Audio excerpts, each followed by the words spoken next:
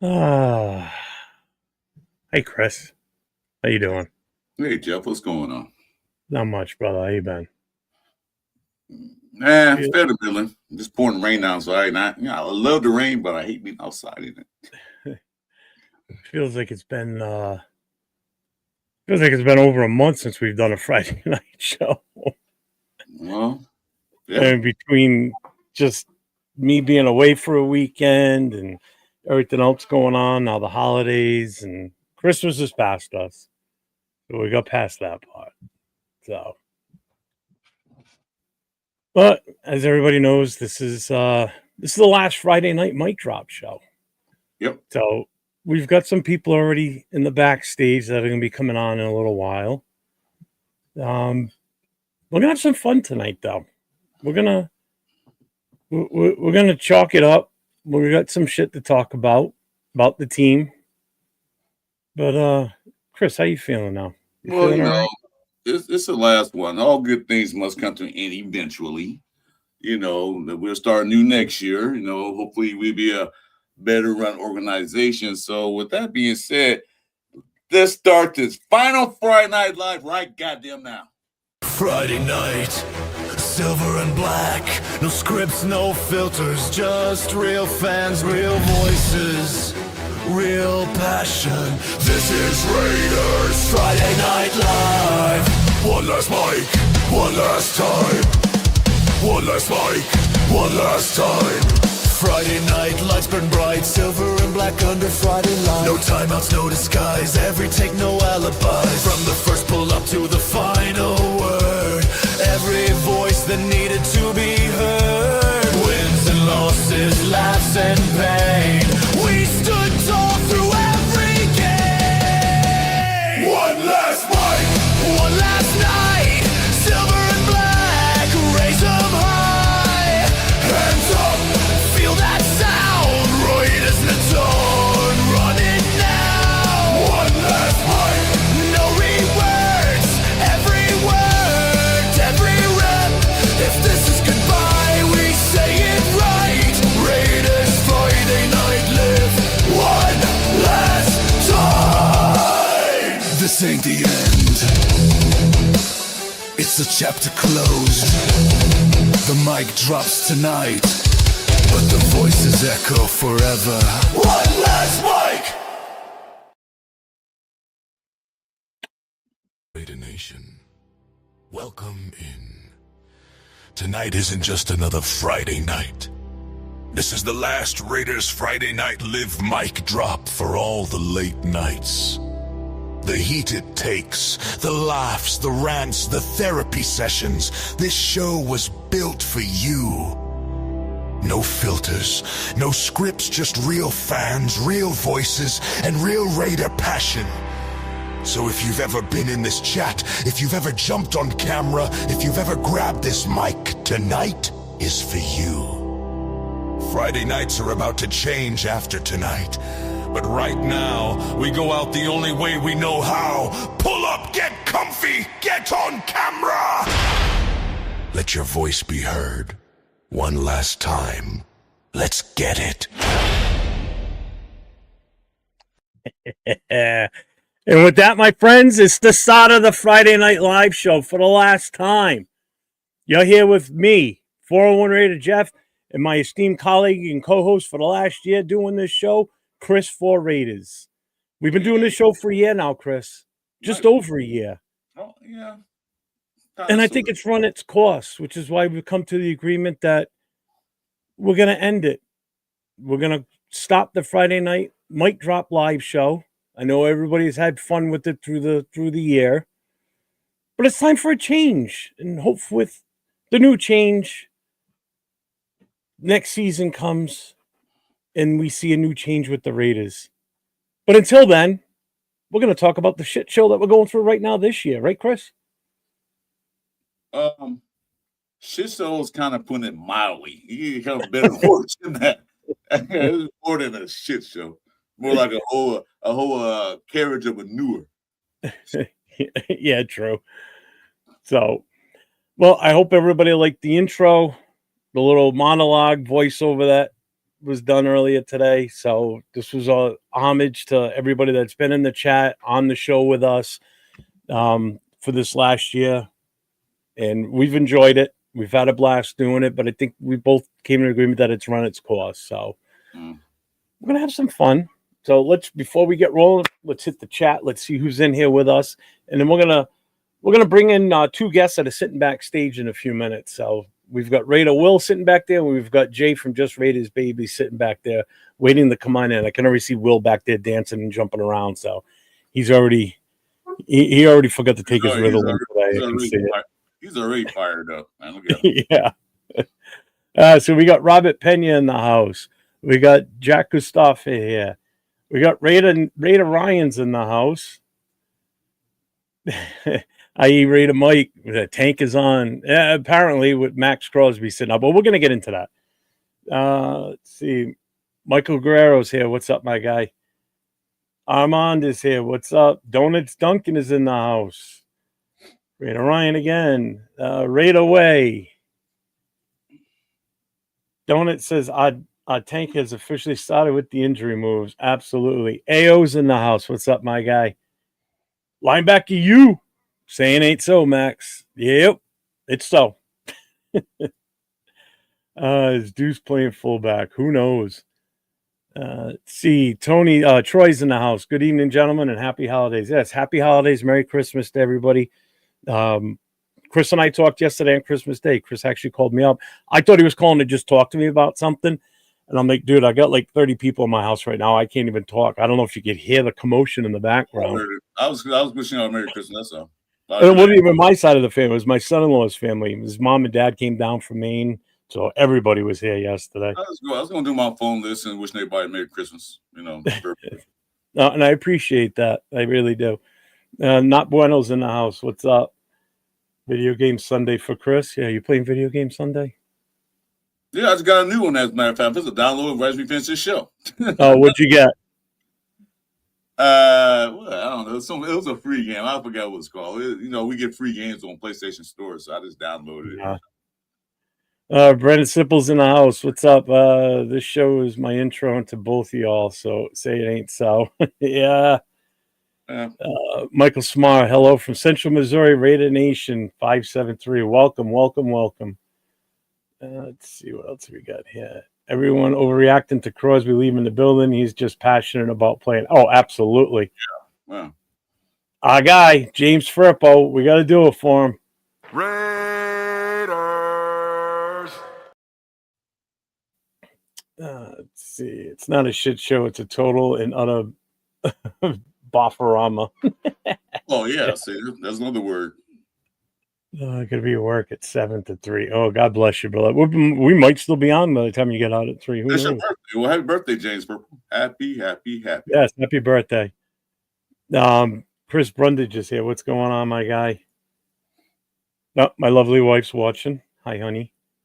Geomax is in the house. Let's see. Frank Webb is here. What's up, Frank? Hey, Frank, what's going on? Chris got the new game, Get Off My Lawn Simulator. Yeah. I wish they did have it. I'll buy it in a minute. Character runs around with a hose and just sprays kids as they're on his lawn. You get bonus. I don't get fired or not. I want a general manager to let us know who's in charge. Oh, absolutely. Will's there. He's in the back. See what I mean? He can't stay still. He's even typing back. He's still dancing around back there. He wants to get in the show. Joseph Haro, what's up from Oceanside? How we doing? That's everybody. Mm-hmm. That's everybody. So without further ado, we're going to bring these two gentlemen in now, Chris. You ready for them? You better bring in on Will before he breaks the camera, man. When he's jumping around. No shit, right? Or he's going to break his couch. His wife's going to be pissed. So we're going to bring Jay. We'll bring Jay in first. Yo, we'll wait a little longer. Deal, nation. What's up, Jay? What's up, man? What's up, Chris? How's it going, guys? Oh, you got a cold or something? I can hear it. No, your voice sounds a little off. Either that or you got a new mic. No, yeah. Just all right. Let's bring Ritalin boy in here. Oh my God! There he is. He's muted. And his mic muted. Yeah, what is going on? What is going on, baby? What's up? You know what, man? I've been so pumped up about this show. First of all, I want to thank you guys, man. This was like, honestly, when I started doing lives, this was the show I jumped on, and Jay told me, he was like, yo, Will, hey, if you jump on any show for the lives, you got to jump on those Friday nights, man, and put in that grind, put in that work. And I want to let you guys know that I appreciate it, man, and I appreciate you guys putting me on your platform and showing me love. At the end of the day, that's what it's all about. So thank you guys. I love y'all, man. And I can't wait to rock this show tonight, baby. Well, we're going to get right into it. So first we're going to say welcome to the last Friday night mic drop. Anybody that just came in, this is the last episode. So if you just got here for the first time, you're in luck, because hopefully there's going to be a fire show tonight. Hopefully we have other people pulling up once we put the link out there. But yeah, so this is the final show. So, which is why I spent so much time. While you can. Yep. That's why I spent so much time today changing the intro, the music, the actual open and monologue voiceover. And I've even got one at the very end that we're going to play too. So, but let's start with this. Max shut down for the rest of the season. And obviously they're making a big deal out of it because he stormed out of the building. That's Max. I expected him to storm out of the building. He's passionate. The guy wants to play all the time. I get it. So don't make a big deal. It's not like he's running out of there going, I want to be traded, like some people are already predicting. That's why he ran out. He wants out. They're playing ether already. Is this a possible way Max can get traded to another team? He just walked out because he's pissed off that he can't play something he loves to do. So I honestly think he was just like, well, what the fuck am I gonna fucking work out for now? So he just decided to go, bro. I think it was just simple as that. It's just like, you know what the fuck am I gonna practice for? I did watch Pete Carroll's press conference today, and they asked him about obviously that was the big reason they brought him on today. They asked him about Max and everything, and he said he did exactly what I expected him to do. He goes, I'd expect no different from Max Crosby because that's just the way the guy's geared. And Max actually looked at him when they said that, they were going to sit him for the rest of the season. Mm-hmm. Max looked at him and goes, does that mean I can get my shit and get out of here? And he goes, yeah, Max, you can go. He goes, he grabbed the stuff and ran out of the building. He goes, that's what I expected to have happen, So people read too much into it already. Right. I agree. It's like, why are you going to waste your time? Like he has he has family and he has a daughter. So he puts in a lot of time where he's away from them. So I would have been like, all right, cool. Like I'm not going to play. All right, well, grab my shit and go. Like what else? Why am I going to be here? Like it's 2 more games left and half of I'm not going to be next year. Your boss said we're gonna close. We're gonna close it early. You guys are being the good guys. So why? What, bro? Hey, I'm gonna tell you like this: as a player, like Max Crosby, I don't think he was happy that with that. motherfucker is lit right now, bro. When a coach comes and tells you that you can't play and you want to play and you're the best player on that team and you're a leader like he is, bro. Yes, I know that he's not done out the door and like saying, oh yeah, I want to get traded. But that dude right now, his soul is on fire, bro. You know this. Let's be real. Oh, I don't think he's happy about it, but at the same time, do I think he threw a tantrum? No, I think he just decided to go ahead and like, hey, I'm going to enjoy my next 2 weeks off, Yeah, he can enjoy the rest of the holiday. Start his vacation early. With his daughter, with his wife. He said, look, hey, I can enjoy the rest of the holiday because usually they playing about this time. They playing on. He'll be at the game, bro. But so now watch the mentality switch next year. This man is going to come in like Mike Jordan. Oh, yeah. And outwork, bro. He might not even go into an off season. This thing pisses him off so bad that as soon as he's like 100% ready to go, bro, hey, you have to have some drive. And this guy has a high level of drive. Look at the tattoos on his chest. It's Kobe Bryant. It's Michael Jordan. It's guys that have achieved greatness through outworking everyone. Yeah, no, I mean, I can go get those same tattoos on my chest, and it don't mean I'm going to outwork everybody. I know. But Max Crosby's not the same as us, bro. He I'm is trying to think the that correlation. What's a tattoo got to do with him? So does that mean I can get the presidential seal on my chest, and that means I'm the president? No, bro. Yeah, Hey, what I'm absolutely. saying is he has those type of aspirations to be great like that. He has those type of Puts in a lot aspirations. of work, bro. Yeah, he puts in a lot of work. Probably one of the hardest working dudes in that building. And yeah, you know, I expect him to be getting ready for next year even better than this one. But nonetheless, I think he just decided, hey, you know what? I'm gonna go home and spend time with my family. I don't need to be at practice. I'll be at the game on the field, but not suited up. That's just that's who he is. He'll be there, man. So linebacker says what I've been saying, but he says it in the chat. Nobody says dick. I say it on the show, and everybody fires off me and joke me out about trading Max. And again, I think we're already too late on that. We should have done that before the draft, but that's besides the point. We should have done that before the draft last year, not this coming draft. But whatever. Just surprised I live off North River, so just down the road. Ryan, my wife's a 49er fan, so I watched the games lately since our team's toast. I like how they mix it up on offense with the run game and Hushek lead blocking. I forgot what blocking looked like. Yeah, but you're also talking a totally different beast at running back for that team versus what we got. I'm sorry. Yeah, right. I'm in the same boat as you, man. My wife's a 49er fan too, so yeah, I know how you feel. Exactly how you feel. It's Sacktown Mike. What's up, Sacktown Mike? For those that didn't know, Christmas Eve, Sacktown Mike went in for hip replacement. And he was home Wednesday night, Christmas Eve, after the surgery, and he was on the show Wednesday night. So he's a little sore tonight. So I sent him the link like I always do on Fridays. So he may or may not be able to pull up, but he said he would definitely be in the chat. So best to you, Mike. Hope you're feeling better. I hope you're on a quick road to recovery. So this is a surgery that's supposed to be live. He was on the show with me and Jason, and he looked pretty good. I mean, that's because he was all hopped up on Vicodin and shit. Yeah, that's probably what it was, because you couldn't tell he had surgery or not, because he said like he did. Yeah. And now my question is, so we know Max has been shut down. So who's next? Is Miller next? I hope so. I hope so too. But Pete Carroll did say that he's not active for this weekend. So he's definitely not playing this weekend. Mm-hmm. So if he's not playing this weekend, then why are we even going to think about entertaining the possibility of having him play the last game of the season? There's no need for it. So not only is Miller a question, what about Genty? What do you guys think? Yes, no, maybe? He's a rookie. Let him get the play time. No, I don't think he'll get. I don't think he'll get completely sat.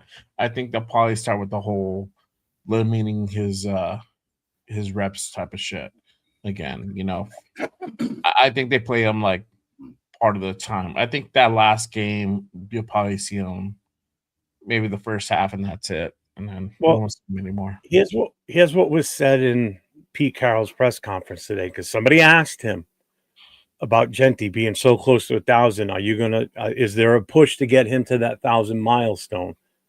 And he said that's always the benchmark for running backs, especially in their rookie year, to hit that 1,000 mark.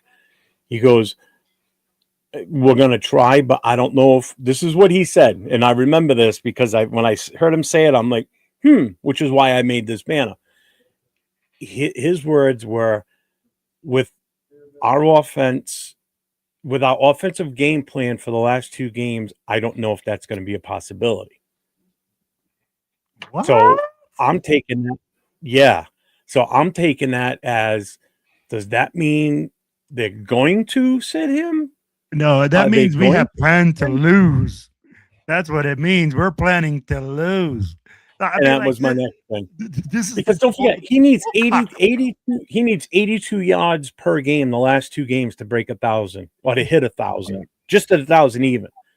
That's a lot, to be honest with you, based on what he's done through the season. Yes, he had a great game last week against a really good defense. Can he repeat that this week? Who knows? Can he repeat it the final week of the season? Who knows? So is there still a chance they could shut him down? What do you guys think? Yeah, I don't think they shut him down. I think they're gonna limit his reps. I think that's what's gonna happen. They're gonna scale it back big time, for sure. Yeah, I agree with Jay. I think that he won't sit, but he won't get 25 carries. He'll probably get maybe 10 and 15. Using more in passing games, they do that, but I don't think they're going to sit him.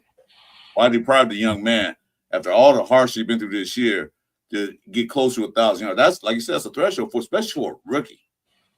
You know, that'll build up his confidence for next year moving forward. What's up, G fam?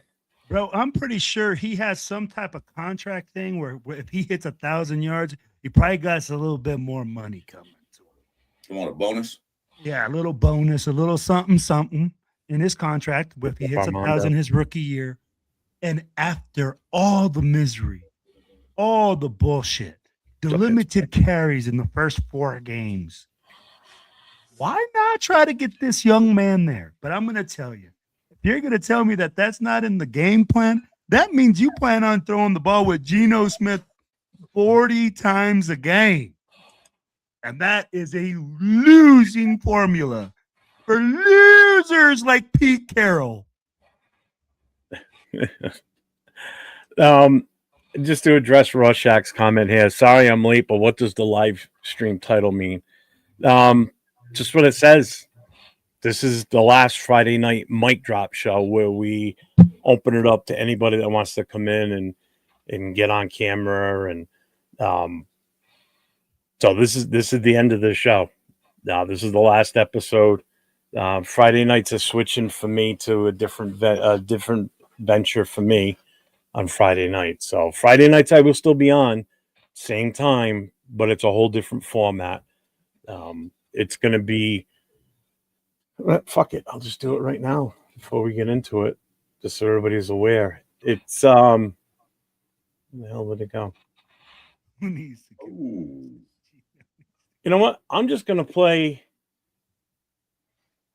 It's a rough draft. It's not. It's just this is a promo, so I'm just going to play the promo. It started Friday night, January 2nd. NFL fans finally get a show that doesn't slow down. No scripts. No safe takes. No excuses. Fans of all 32 teams. Wins, losses, chaos, controversy. Bring it all. No huddle. Premieres January 2nd. It's live every Friday. 9 PM EST. No timeouts. No sits.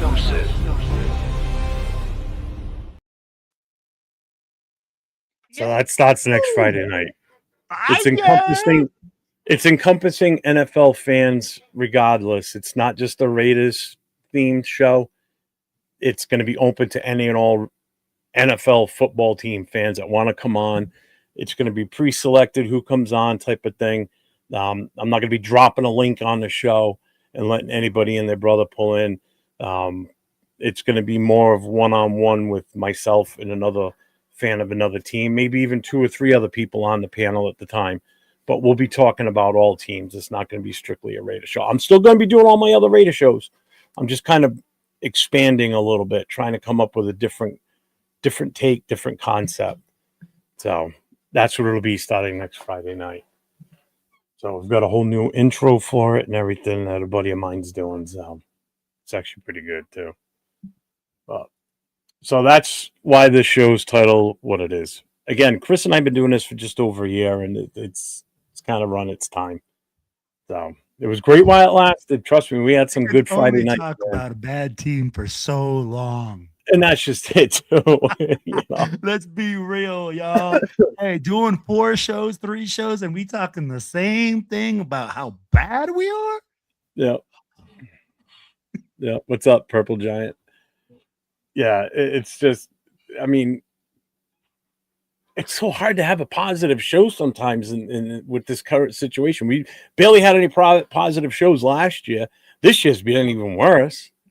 You know, yeah, we didn't have a positive show when they won a game against Tennessee. That wasn't a positive show. Like, we won, but yeah, Like I said, I was even there at the game. Like, I'll tell you what was the most positive show this season.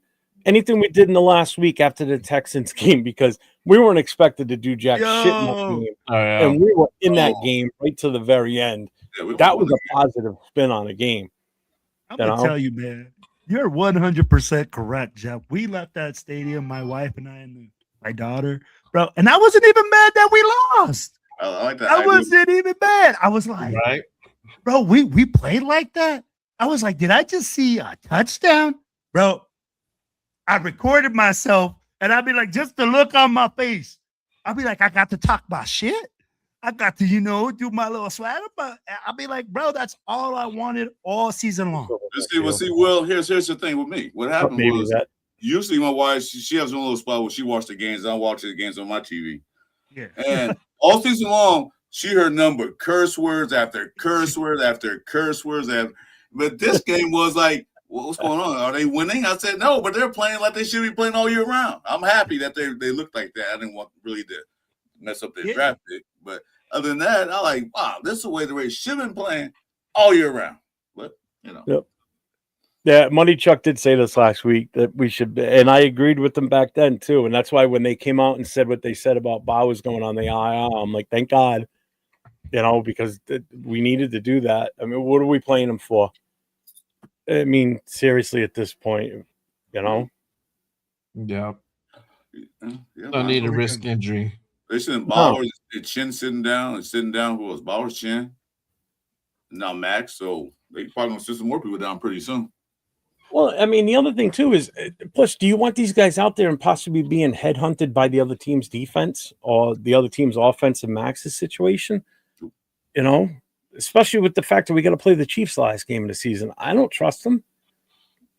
You don't know what the fuck they're going to do or what their mindset is, because what do they got to lose? They're not going anywhere either. They're on their third string quarterback. Not for nothing. He actually looked pretty decent. Don't be hating on them 67 yards of offense. That's like our game plan. 67 total yards. That's what we're going to get. Is that what they pulled off last night? That's horrible. That's how many yards they had last night? Bro, it was like 60-something. 6-7. My wife's over here going 6-7, 6-7. No, we didn't watch. I didn't watch the game last night. I had it on. That's the game plan we got. That's what Pete Carroll is telling us. Are we gonna go for like the whole 50 yards of total offense for the whole game, guys? If we're not gonna give it to Ashton Genty, bro, the Giants have the worst run defense in the league. Makes zero sense. Well, I mean, if it's not Genty, if Genty doesn't play or if he's limited, then you're talking Lobby, you're talking Mozart. I'm telling you, he looked slow and sluggish on Sunday. He didn't look right. Mozart's actually nursing an injury, so he's not full. He's not full yet. So yeah, he didn't look good. I mean, even the time he was out there, he just wasn't running with the same oomph that he was prior weeks. So that leaves Lobby, Mozart, and Kalia. Yeah, because Zamir's still buried. Oh, he's not even dressed. Yeah. No. He might dress for the last game. You never know. No, he can, but put him in there. Put him in there and have a good game so we can trade his ass. That's what we can do. You know what, though? I am interested to see who's going to, stand up as a leader on the defense. Now that Max is not in that huddle, who's the guy in that huddle that's going to get the guys fired up? Because bro, right now, they're going to look around in that huddle and be like, bro, what the fuck are we going to do? We don't even got our leader out here. So I want to know who's going to stand up, who's going to grab the bull by the horns and say, yo, you know what? He ain't here, but we got this, and let's make it. Yeah. I'm still going to be doing Raiders stuff. It's just Friday night's going to be – it's going to include other teams too, not just strictly Raiders. So we'll still talk Raiders on here on Friday nights, but it's not going to be all Raiders all night long. That's all. Okay, with that being said, this is that time, and now I'm going to go ahead and put the link in. So if yes, you guys sir. come into the final last show of the Friday Night Live, this is the opportunity. Make it count. Happen again. Yeah, you probably will not get a chance. Randy N's in the house. What's up, Randy? Arnie, say what's up, Arnie.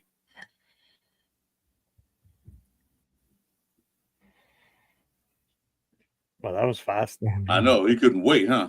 Jesus, you Let me jump in here. Bang, he's in. If you want to pull him up, I'm going through the chat real quick, just making sure I'm up to date on that. I really want to pull him up. I'm fine. So I just saw your comment about secret love for the pit. Fuck you. what it is, man. You just have to run this whole elaborate thing so people don't really know what's going on. Yeah. I want to talk Patriots all the time. Fuck them.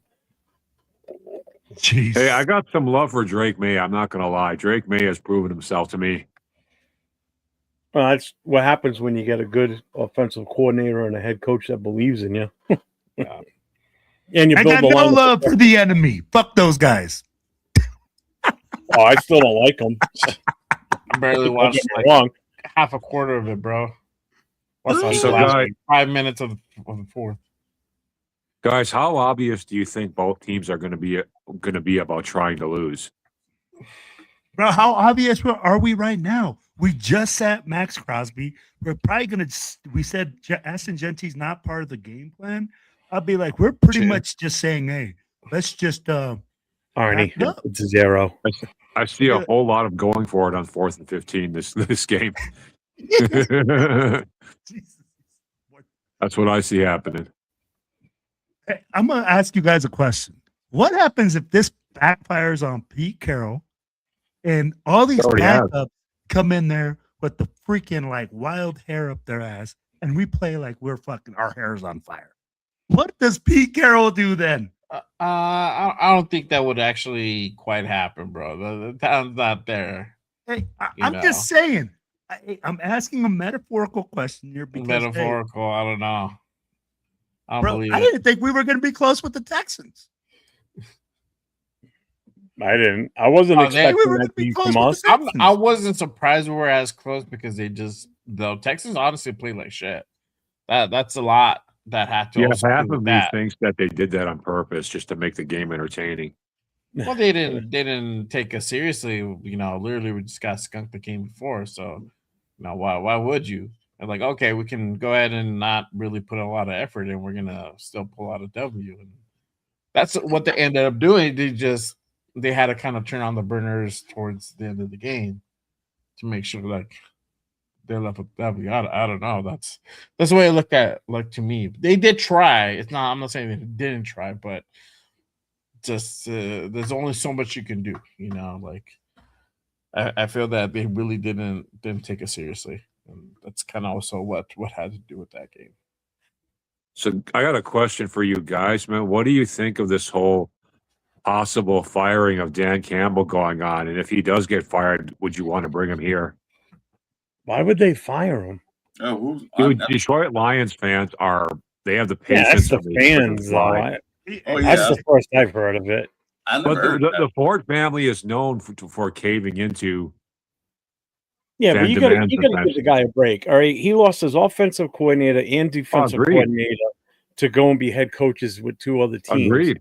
So he's bringing in 2 new guys this season. They still were. They didn't bottom out and like just totally suck ass all season. Right. You know, you can't. That I don't agree with firing. I think that's a bad move. I agree too. I agree totally. That would be But totally a bad move. Detroit is not known for making smart moves. Yeah, know Well, what I that's mean? also Detroit fans being ignorant and but you know, not knowing Yeah, about- they are. There's no question all they are. fans of all teams, when their teams suck, what's the first thing they holler? First thing they holler is fire your coach. No matter they had a great year last year, but soon they start sucking, fire him.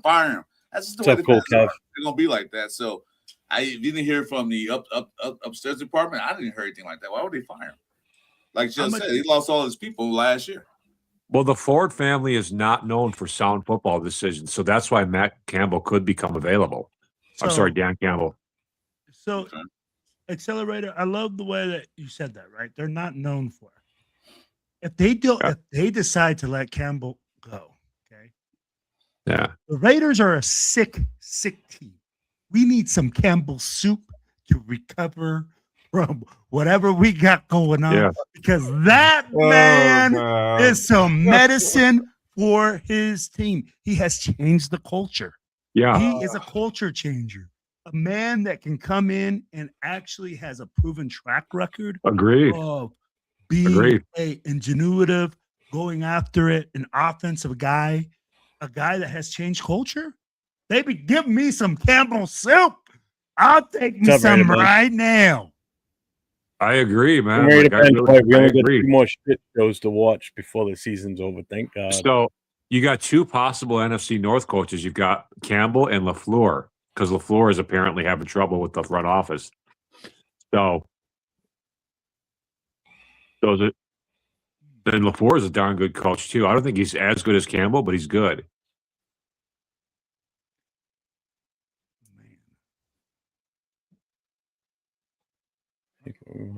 Excellence to this. Mark Davis. Yeah. Otherwise, we could pick up Jonathan Gannon when the Cardinals fire him. Yeah. I just all I know is I don't want to retread. That's all I care about. You want to I take don't Campbell? want Gruden 3.0. Absolutely freaking I not. don't think they fired Dan. Dude, what if? Campbell, What to be problem? Why honest. does people have problems with Gruden? Gruden Even was on a good coach. Yeah, because mean, I'm gonna tell you like this, man. I'm like, just like Pete Carroll, the time has passed him by. Hey, the same thing's gonna be there. I'll be like, what are you gonna get with Gruden 3.0 that you didn't get with 2.0 and 1.0? Exactly. Gruden 2.0 got us to the playoffs. Again, hey, what are we gonna get with him at 3.0 that we didn't get at We have 2.0 to or wait another 1.0? 5 years for Exactly. playoff appearance. That's what's going to boil down to if you come back with Gruden. Mm-hmm. He doesn't draft well. Is he even seriously in the considerations right now, or? I don't think. I think everybody's just guessing right That's now. just the fans are talking. I don't think it's a consideration. That's just the fans hollering for him. Because For what, who? he- For Gruden?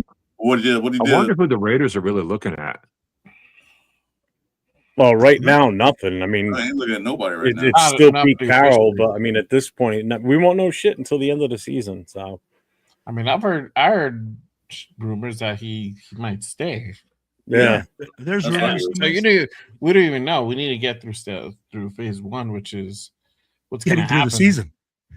Yeah. We Well, got to get through the Oh, season. we got to finish the season, and then we got to go through whether or not we're going to keep. We got to wait till January 5th to see what happens. Anytime after January 5th, then we can talk more. Yeah, we didn't even know. Remember last year we had to wait 3 days, 2 days, Like something till the that? 20th or something like that, or 18th. Well, he did a press conference, and the next day the candle. Yeah, me and Jeff did live on that day. He was like looking at it like, Wow. hey, look like AP's going to stay. Next day, Jeff? Fired. Like, what? Then 3 days later, they fired, what's his name? Telesco. Like, Jesus. So We still get. Oh, go. I'm sorry, Chris. Go ahead. No, go ahead. I said, we don't know what's going to happen.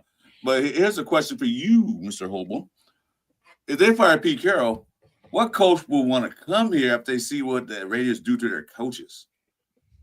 You know what I mean? Well, but we have a different office now. That's the thing. We've got Spytek and we got Brady, and Campbell and LaFleur would probably trust Spytek and Brady a lot more than front offices past, if you know what I'm saying.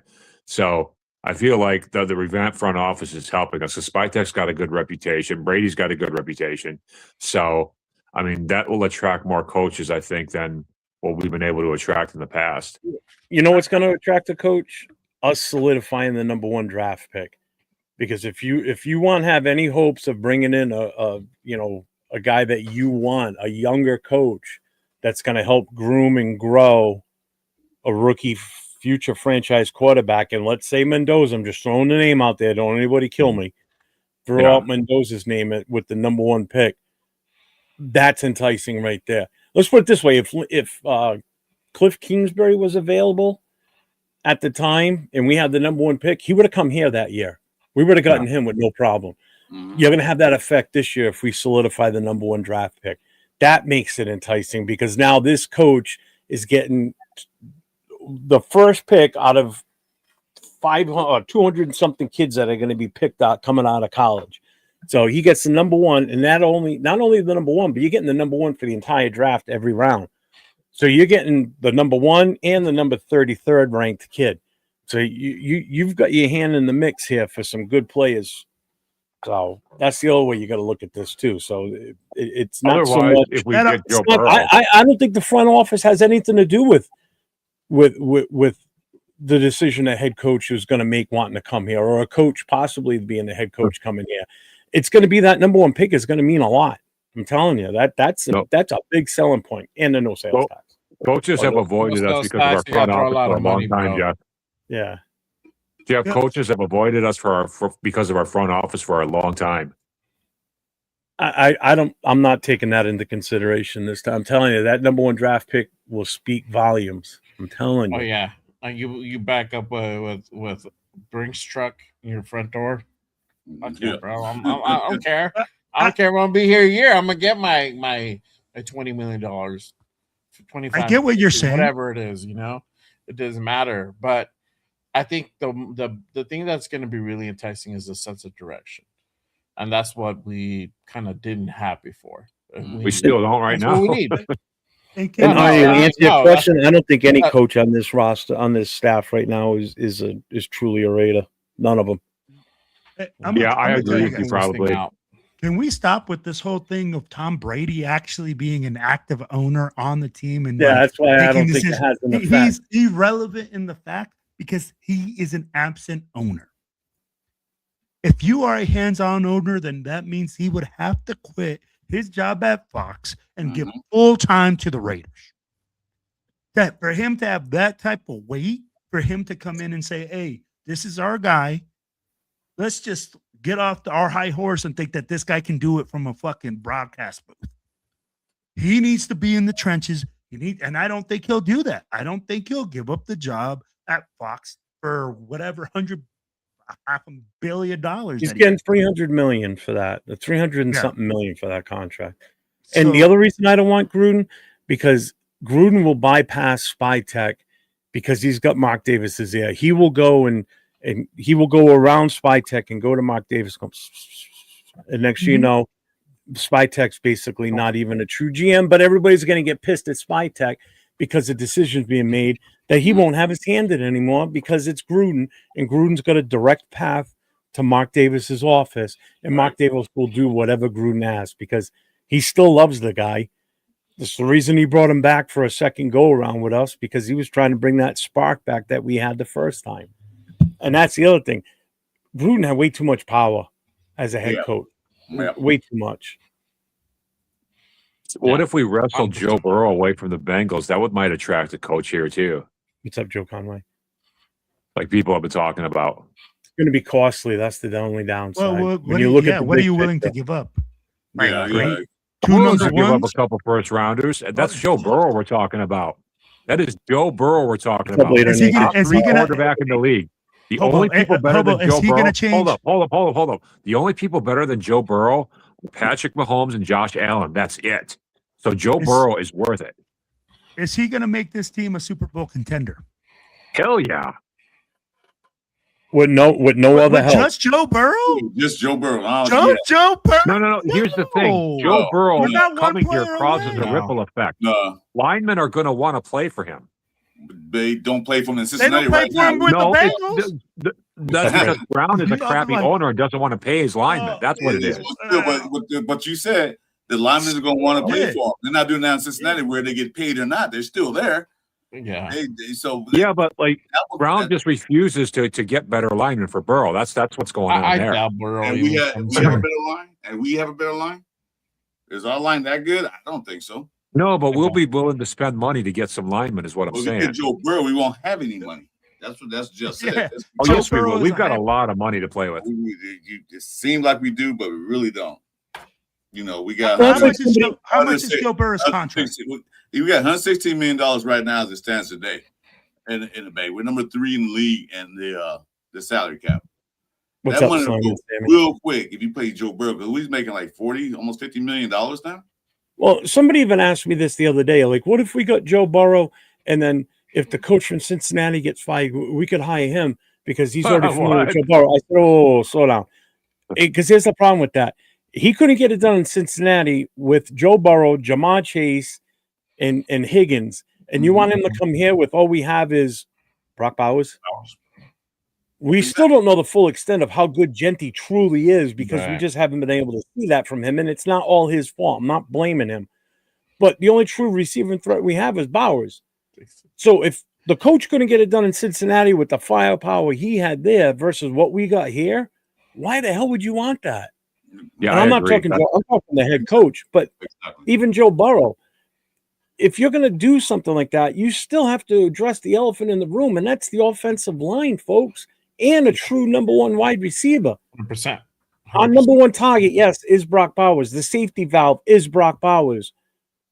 But he needs someone else to complement him out there. We need somebody that can be that Jamar Chase type of guy that Burrow can throw the ball to also instead of just throwing it to Brock or throwing it in sweeps out to fucking out to Genty, who's actually damn good as a receiver too, by the way. You know, so Yeah. bringing just Joe Burrow in is not going to save anything. I've said this before. There's no quarterback, past, present, or future right now that could come in and win us games with the way this team is presented on the field. Right now, as we speak, no way. The one that could possibly maybe even come a little bit close to winning a couple more games might have been Michael Vick because he was just a pure running quarterback and was just so athletic. Other than that, there ain't nobody out there that could win with this. I'm gonna say it like this: you better call back to 1983 and call Dan Marino and get him out of Pittsburgh because that's the only guy that can make stuff happen on this team. Okay, that's the only guy. Wouldn't be able to block for him. He'd still get eaten alive. He'd be hit. You guys bust AOC's balls for not being able to move. Dan Marino ran. Don't you remember early Dan Marino? You remember old Dan Marino. You don't remember even early Dan Marino. He didn't run that much. What Dan Marino had was fast receivers. Monk and the other guy had fast receivers, and Dan Marino had that. Clayton and Duper. Yeah, quick release. That's what Dan Marino had. Quick release. That ball got sent so fast. Defense line to have a chance to get to him. So that's what he had going for him. That's what I'm saying. You better call 1983. That's the holy dude. Hop in my time machine, bro. Oh my goodness! I remember 1985 when Marino carved up the Bears. He was the only offense to ever do that to the 85 Bears. Yeah, because they wanted to break that record, that undefeated record that Miami still owns. Yeah, Marino was carving them up, and they didn't know what to do. I'm gonna tell you like this, bro. Joe Burrow was $55 million a year. Is it 55? Yeah. 55. So we get him, and that still leaves us with what, 60, 70 million? To address every single other weakness that we have? What's up, Bobby? Jets fan. We can get some good linemen for that. Friday night, same channel. Hey, what's going on? We don't have any linebackers. We don't have any DBs. We need an opposite side defensive end. We need a right guard, a left guard, a right tackle. We need linebackers, bro. Secondary. Yeah, I mean, like, bro, I'd be like, we need a lot. A lot of guys. Not going to change the whole dynamic of this team. We need a lot. Are you even suggesting that we replace the mighty Alex Kappa? What's wrong with you, man? You don't get Jeff on a tangent right now, man. Be quiet. Kappa is greatness personified, man. Kappa is the second coming of Chad Clifton. Coupon John at his best, bro. In Kappa, bro. And I'm gonna tell you like this. Hey, John Spytek, bro, is on the clock this year. If you, bro, don't make any moves in the offseason and don't bring anybody in to help this team out, there's a lot of questions I have. Because this team needs a whole lot of help, and there's a whole lot of guys that are going to be available. But, hey, we said that last year. We had a lot of money last year as well. Mm-hmm. We didn't make any moves. I love the Devin White. I think we should re-sign Devin White. You know, I think he did I don't know how I missed that. I'd be okay with parting ways with Devin White. Just real quick, shout out to Stephen Conway with the $1.99 super chat. Jay, I think that was on your channel. Yeah, that was on my. I appreciate you, Stephen. Thank you, brother. Salute to you, man. Hope you had a good Merry Christmas. Giants he fired. Just sent it to himself. And I'll say what, Dayball wasn't the problem in New York either. I'd take Dayball as an offensive coordinator. I'll take you. 24 hours a day, 7 days a week, man. I'd take him in a fucking heartbeat.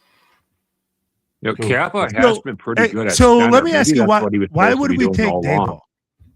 Hey, let me ask you this: why would as we an take offensive Debo? coordinator, Yeah, as a Coordinator, coordinator, I would. Oh, okay. not the Okay. head coach, coordinator. Coordinator. Yeah. Okay. Because I think he's that same thing with like McDaniels. McDaniels not a good head coach, but a great offensive coordinator. Dayball, great offensive coordinator, not so much as the head coach. You know, that there's that makes few out sense. there that are good to great offensive coordinators that can make that transition. Obviously, McDaniels is not one of those because he's proved it once in Denver and he proved it with us. You know, those season and a half with us was a goddamn disaster. Yeah. I've never seen a players revolt against a coach in any team in the NFL ever like the players revolted against McDaniel. That was that was something that you just would think you would see on a high school team or something, but that's how bad he was. But Alex, and you're right, linebacker. I mean, right now Pete Carroll's still the head coach, so I mean, all this talk about coaches really doesn't mean jack right now. Just the same reason when someone asks me a question, what would you do with the first pick in the draft? I can't answer that right now. I really can't because I can't we trade. don't know Trade back, get more even picks. still, Trade the whole team, bro. yeah, but again, I wouldn't even agree to that right now. If we're status quo right now with Pete Carroll here as the head coach, then yes, trade it away. Don't take that quarterback. And it's not that I don't trust the quarterback. I don't trust Pete Carroll and his coaching staff to address the need at offensive line enough to support bringing in a future possible franchise quarterback for this team. And he's not going to be able to grow with this kid. Pete's only got 2 years left on his contract, guaranteed. Do you want to start with a brand new quarterback that's never played in the NFL before with a coach that's only going to be here for 2 more years? If he makes it 2 more years, that's the question. So until we know what's going on with the coaching, all the final evaluations come out on these college players, and then all the type of rankings and all their tendencies, their good shit, their bad shit, all that stuff comes out, and we get a better understanding of how good these kids really could be and what system they fit in. And first of all, we still need an offensive coordinator going into next year. Mm-hmm. So even if we stay with the coaching staff, we still have to hire an OC. We don't know who that's going to be. We don't know if Mendoza is even going to be a fit for the scheme that this guy wants to run that comes in here. Mm-hmm. We can't answer that legit right now. Everybody wants Mendoza, yeah, but there's reasons why you wouldn't want him too. And it's not because of the kid's talent. It's because of what we are right now. I mean, go ahead and dispute that one. I mean, I'll stand on that soapbox until the draft's over. You know? I'm kind of over the Mendoza hype, man. Like, his name's getting dropped so much, I just don't even want to hear it anymore. Oh, he's the fucking Heisman Trophy winner. Of course he's going to be the talk of the town. I would get him. I would get him or more if he declares. It's all who declares, but you get your quarterback, you build around him. But you got to do that. You got to that. Yeah. You got to spend money. Can't have that. That's a good question. How many teams this year are only competing only with defenses? Huh?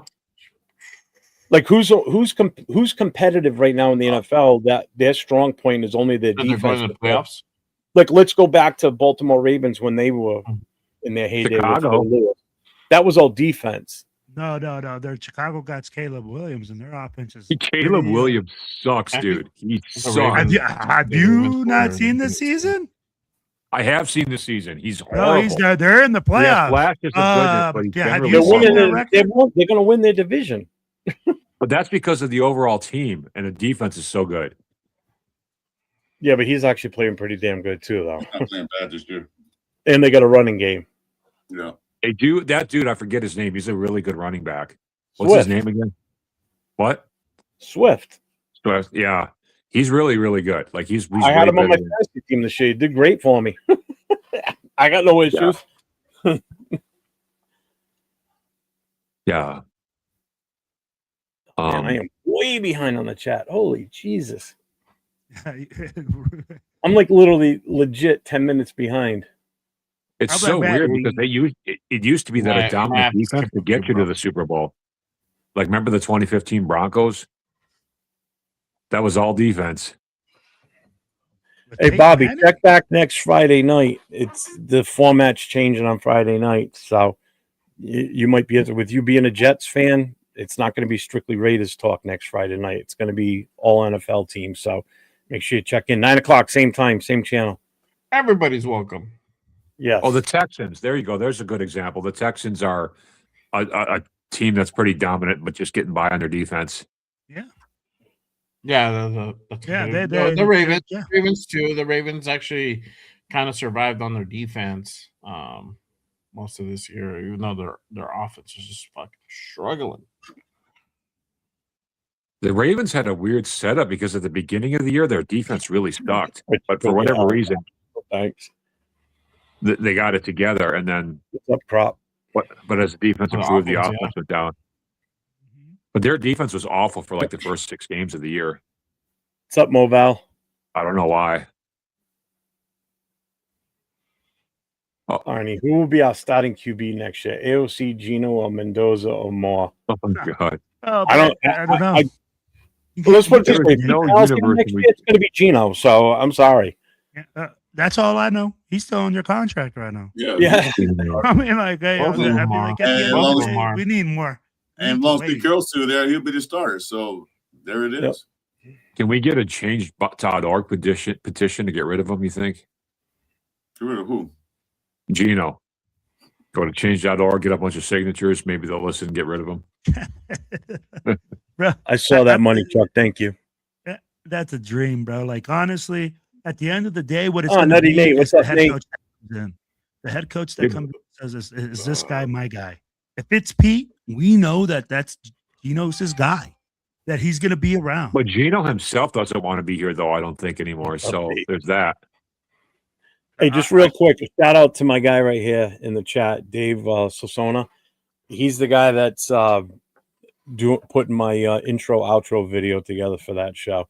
So I haven't even showed you guys yet that I had the rough draft one that he sent, but he's putting the final touches on it. But it's good. I like it. I like it a lot. Yeah. It's a collaboration. I did this. I wrote the song and produced the song, and he's doing the whole video setup. It's pretty good. I like it. I like it a lot. I don't want to hear it unless you're singing, Jeff. There's no I want words. to hear those vocals. There's no words. It's all instrumental. It's all heavy saxophone and deep bass guitar. I just realized, Jeff, you kind of look like Lemmy from Motorhead. Yeah, if you weigh about 400 pounds. Fuck. Yeah, you should play it. You should play it later, Jeff. Yeah, you should play it later, Jeff. Yeah, Friday Night Live, the only place we're gonna hear 80s softcore porn as you Dude, bro, that's exactly what I was thinking. Because Oh, it ain't. Trust me, I'm like, it doesn't sound anything like yeah. Oh, yes, it is. Jeff is like, damn, this brings back really good memories. I can't put my finger on it. I don't know why. When I used to have full set of hair, I'd be like, I used to just blow back. Back when I had a mullet. And that was the styling days. I don't want to hear it. There you go. You probably look badass, bro. Business in the front, party in the back. Yes. Exactly. Oh, wait. Oh, you're in New York City. What bar are you at, man? Oh, please tell me you're at Peter Dillon's. If you're going to be at a bar in New York City and you're a Raider fan, you got to be at Peter Dillon's. If you're not at Peter Dillon's, you're in the wrong place, my guy. Get in the cab, go to Peter Dillon's. I can't wait for New York City next. The Silver and Black Empire headquarters right there, man. Yeah, that's a Raider bar, bro. Oh, we're definitely going to be doing something with them too for the Raiders Jets game next year in New York. Oh, hell yeah. Do you just want to drop it right now, Jeff? Let everybody know what's going down in New York City next year? I'll tell you right now, if anybody's planning on making a trip from anywhere in the country to go watch the Raiders play on the road next year, you want to do the New York Jets, New York City game. That's the game to go to. So that's the one where we are going to have so many people already planning on coming out here for it. As soon as the date drops, I'm going to be full bore, full steam ahead, working with Mike from Raiders Against the World, working with Will and the other organizations, other TBH chapters, other booster clubs in the New York, New Jersey area in that Tri-Borough section. and we are going to throw one hell of a party. And the goal is to get everybody at one location for everything. Yep. So we're not going to have like 5 parties spread out all over the place. We want to get as big of a group of Raider fans as we can get in one place as possible is the goal. That is the way to do this. Because I know when they were in Houston, there were people spread out all over the place. There was a party here, party there, party here. We can't do that the game, City. baby. We got to Changing travel the like a game. massive group to the point where people see us coming and they're going to be like, oh, shit, look at how many people are here for the Raiders. Oh, my God. I'm talking like hundreds of us showing up to a party somewhere that can hold all of us. So I will tell you like this, guys. Yeah. The record is 700 people. 700 is the record. We did it in NOLA last year. We want to break 1,000. We want to break 1,000 people at this event. I want to see us black out New York City, baby. I want to see Jeff looking like he's swimming in the ocean in Raider Nation. Or do something in Jersey. There you go. Jersey. Oh, we're definitely going to be in Jersey. We'll be in New York City. We're going to be. I found a great location in New Jersey, right next to MetLife Stadium. That if we can pull that place off, boy, that's going to be killer, dude. It's a whole indoor amusement park. It's got a water park. It's got an amusement park with roller coasters. It's got all kinds. It's got Legoland indoors. It's got Nickelodeon Center in there. So anybody that's bringing their kids, guess what? We got the place for you. I just got to talk with them and get it all set up. But the place is massive. I couldn't believe how big it was when we drove by it on the highway. I'm like, there's fucking roller coasters in that place? Yep. Is it American Dream? Look it up. American Dream. Don't go by the places Dream. on there because that may change. Is it in New York?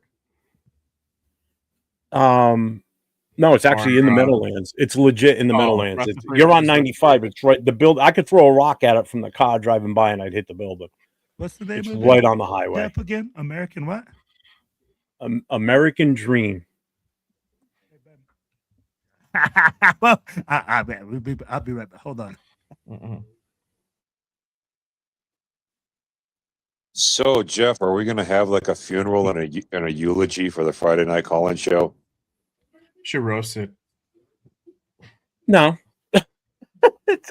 I got a ending monologue at the end. It's a voiceover that I'm gonna play as we head out. Somebody should like have a shirt and tie on and like give a tearful eulogy and stuff.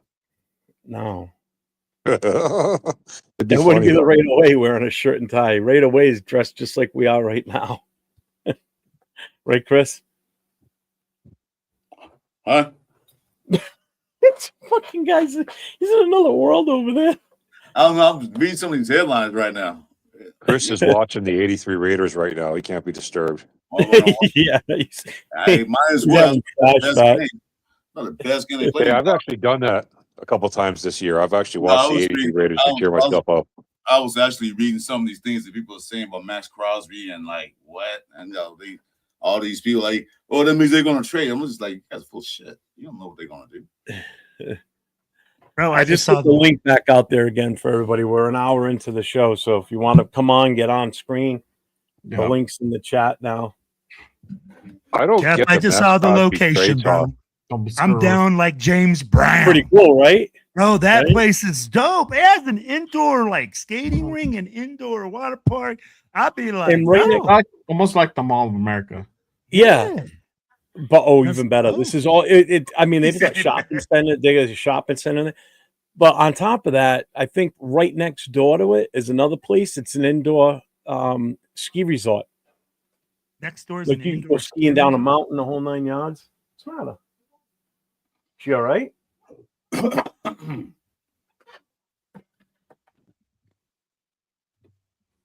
So yeah, I can't wait for next year. It's gonna be a great weekend. And we're still gonna have New England on the ticket too for that week. That's for next season. And the way it's looking right now, it's probably gonna be New Orleans is one of the other East Coast. Not so much East Coast, but this side of the country. South Coast. because they're New going to Orleans is playing very well lately, man. They've started to really but turn they're it dead around. last. So that's all that matters. They're dead last in their division. Yeah, but they might be scary next year, is what I'm saying. I'm not worried about them. Even if they are, who cares? Again, people got to remember when you go away to these games, yeah, you want to see them win and everything, but it like when I went to Philly, I knew we weren't going to win that game. It was just being there with Raider fans and just Hell yeah. fun. You know, I just had a good time. Love You it. know, like I'm sure you felt the same way, Will. I mean, you guys Bro, almost sold. bro, you know what? I enjoy spending time with the nation. You guys know I'm a walking party, baby. I'm like, shoot, I'm over there loud as hell, just having a good time. I love Ooh, that's a spending good time idea. going away to games, bro, trying new food, trying new things. That's what it's all about. Like at the end of the day, bro, we only live one life, and it's all about making moments with the people you want to be around. Yeah, the Liquor nation store is and like the roller nothing else coaster, in I'm football, down. man. Hmm. The nation is like nothing else in football. Absolutely. Absolutely correct, brother. Brother, I'll be like the tailgate in Houston. I'm gonna tell you, man, 400 people. In like that was one small area. And it's just everybody together shooting the stuff like, hey, I haven't seen you in so long. How's your family? How's your kids? Hey, you guys know I take my family everywhere. I try to take them as many places as I can. It's always all love, man, and that's what I love. I love going to games, and I love making those types of memories and those types of connections.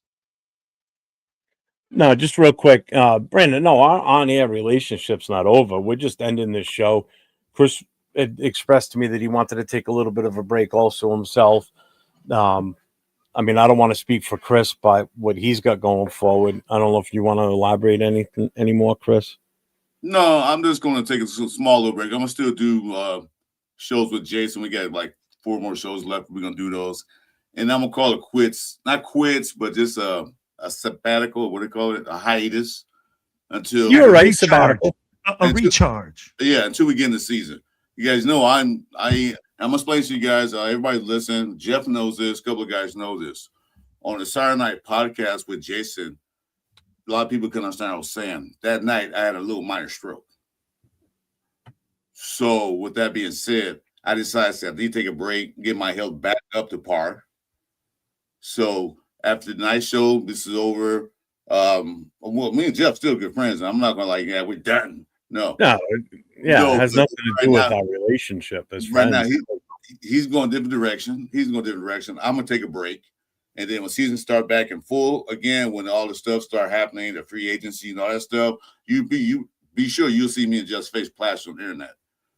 Okay, Especially during the day, during the week. We'll do stuff during the day, during the week. So it's not over. If you guys think no, it's just that Jeff know what happened to me Saturday night a couple weeks ago, and I told him. So I have to do something to take care of myself a little better before I start up again. That's all. I didn't know that, Chris, man. I'm thinking of you now, man. Well, that's why I didn't want to speak on it. I wanted him to say that. Nobody. One person knew was Jeff, and Jason Downs was on the show with me, and a couple of guys I do shows with. Those are the only guys that knew about it. So now everybody know. That's why I'm not going to be on the show that much anymore. Well, we hope you get better, Chris, man. And I'm gonna tell you something, Chris. I feel a little heartbroken that you didn't send me a Merry Christmas card, or you didn't give me a call, but you gave Jeff a call. I don't have your phone number. I'm a little heartbroken. I don't have your phone number. Well, Merry Christmas, brother. Merry Christmas. Merry Christmas. I didn't call. I tried to call even if I could, man, but it was a lot of numbers. Just real quick, from Slam and Sammy, $2 shout out. It says if the Chiefs don't expend Chanel, then sign him up. What? We'll see. Who was that? Appreciate you. That they have that's got 67 yards or whatever right now. That the backup, I guess. We got one more visitor coming in, one more guest. So we got Navman in the house. Hey, what's up, guys? How you guys doing? What is up? There we go. That's better. I like that. Okay. Damn. I'm dizzy. Damn. Well, you know what it is? I have to make sure it looks good on the vertical one, not so much. I don't care what it looks like on the landscape because that's easy to configure. It's the vertical one that makes the difference. Right. Oh yeah, It, yeah. They it'd haven't be fixed way, that yet. it'd be way prettier if your face was not on here, Jeff. I mean, I like to hear it. There you go. That's better. There you go. Wow. Like that, I'll stay like that. Love you guys. Hey, hope you all had a Merry Christmas, man. I can't be on here long. I just wanted to pop in and say, hey, man, love y'all. Jay, what's up, brother? What's Chris, up, man? who's down? Who's in the Right in the next to Santa? you, that's Hobo Raider, also known as Oh, Hobo, Accelerator. what's up, brother? How you doing, man? What's up? I'm the drug kingpin of this group. Oh, jeez. There you go. Looks All like right, you need my address or what?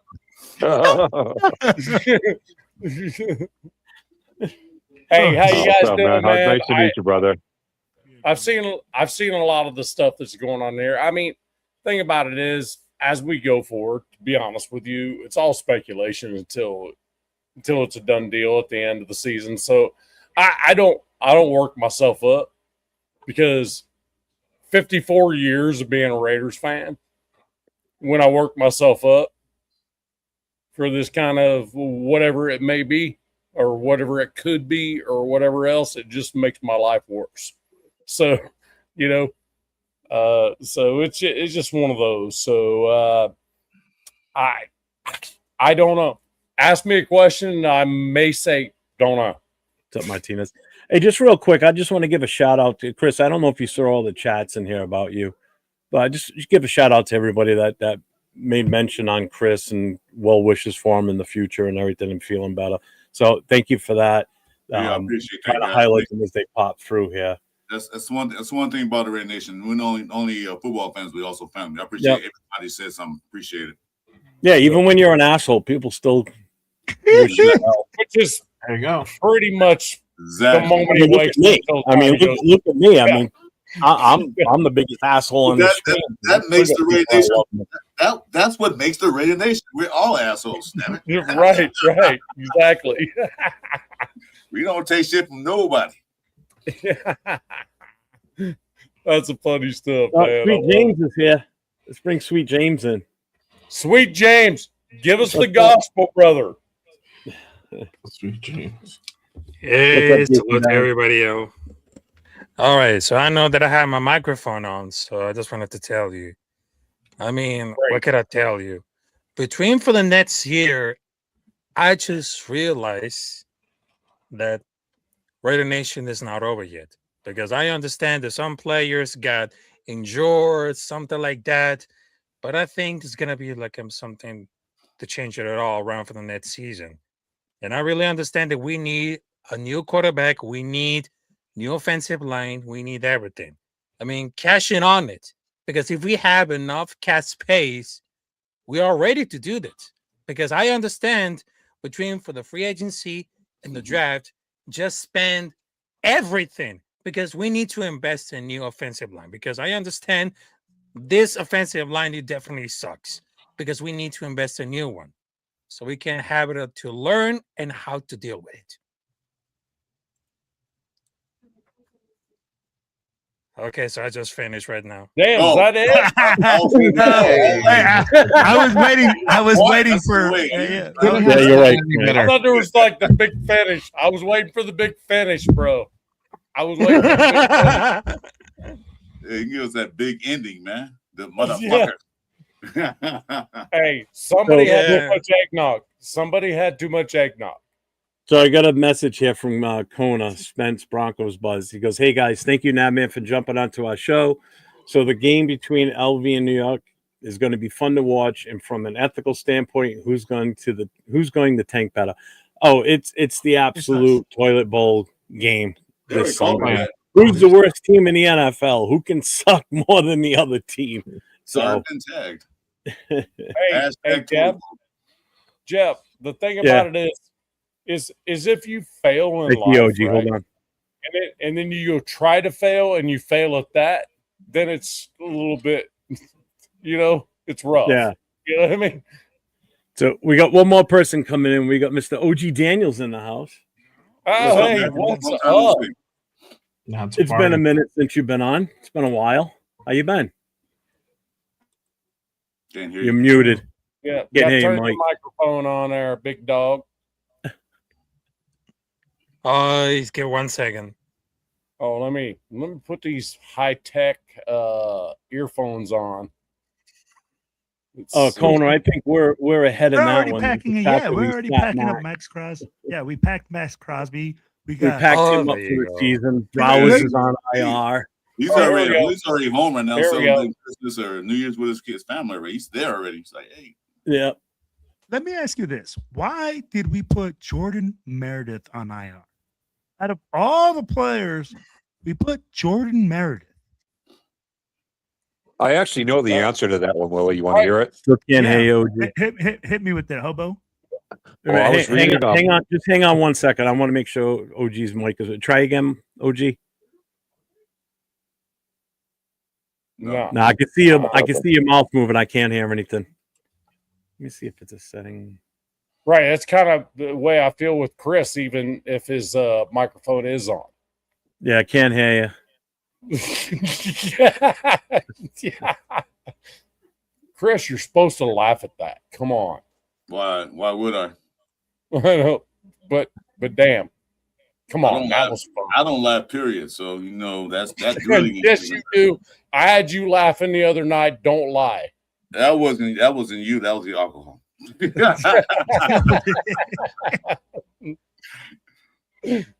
So, hey, hobo, why'd they put Jordan Meredith on IR? Well, according to Pete's press conference earlier today, he said he was doing it. He was putting Jordan Meredith on IR just to piss off Raider Will. That's basically what he. So I was kind of shocked by that. I was like, "Holy cow!" And he said a lot of his moves are basically just to get Raider Will all worked up and stuff. Well, see, now we lost our best offensive lineman on the line because of you. Wow. Thanks, Raider Will. Yeah, Will. Yeah. Damn, What's wrong with you, Will? Yeah, just blame it all on me. Just blame it all on me. You got to walk Pete's website. Now we're all paying for it. But you know what crazy that is to say that? All seriousness, guys. Hold up. All seriousness. I just found out that even if the Raiders do happen to win that game, you know where the draft pick would be at? Yeah. 4 or 5? 3. 3. 3. If they do lose the game, they'll still be at 3. So either way, the Giants don't want to win because they want that draft capital so they can trade with some other teams, get some more, draft space. Raiders, I don't know what they want to do, but they'll go number 3. So not like they'll go to 2 to 8 like they did before in the past. They'll go to 3. See, and this is what scares me. If we do end up sticking with the number 2 pick, I'm worried about the Jets wanting to move up because they've got a ton of draft capital and they could easily, and the Giants will probably do it because the Giants don't need a quarterback. Jets do. The Giants could swap picks with the Jets and take a boatload. They could take in one hell of a haul from them. Yep. With what they have available for draft picks. So that's why the Jets still scare me in this, even though they're not even close to getting the number 1 pick. They could easily make their way in there. And that's what the Giants are banking on. They hopefully get that number 1 pick so Jets can hey, I will give you all these picks for that 1 because they're gonna want a quarterback automatically. And we all know New York Jets are a place where quarterbacks go to die. Well, here too now. Yeah, I wonder who's had a worse run of quarterbacks between us and the Jets. That would be an interesting comparison. Oh, you know what would be interesting? I think it's the Jets because they keep drafting them first round every time, and they all suck every time. We're not doing that. We're just bringing in guys that we think are good, and then they just being shit. Definitely the Jets. When was the last time they've been to a playoff game? Well, they went a couple years ago, but when's last time they had a good run? Something. 1990 something. I think the Jets were in the AFC Championship game. Name all the Jets superstar quarterbacks. Name all of them. Ken O'Brien. That's Ken O'Brien and Joe Namath. Those are the only 2. Let's see. All right, ready? Sam Darnold. But he's not a Jet now. No, when they were on the team, not when they played for another team. Oh, I got you. Oh, I'm talking about that Walker team. That's another one. Yep. No, that was a butt fumble. No, you can't It's a count. very short list. Yeah, butt fumble. Oh, Dude, it's you Ken mean O'Brien and you Joe mean that are Namath. There is still no with one the else. team? Ken That O'Brien, I stayed forgot with about the him. team, Yeah, you you're mean? right. Yeah, I got you. Yeah. What was Hey. his name? Todd. Who? Who was the quarterback in the 80s? He came out the same time that the Patriots had Tony Eason. No, that Richard was You talking about like the mid '80s? Wasn't it Richard Todd? no. Are you talking about the mid '80s? And they had Rick Meyer at one point too. But see, they So go did down. we. Everybody had Point. Rick Meyer. Just ask Notre Dame. You proved my point right because you can't remember that guy's name. That's how bad it is. They got Ken O'Brien in '88, I believe. Yeah, Oh, Ken yeah, O'Brien. Yeah, but And they then, had a Todd too. Jason said Todd Blackledge. But That's that's how- the only. Todd Go ahead. I'm Blackledge, sorry. Yep.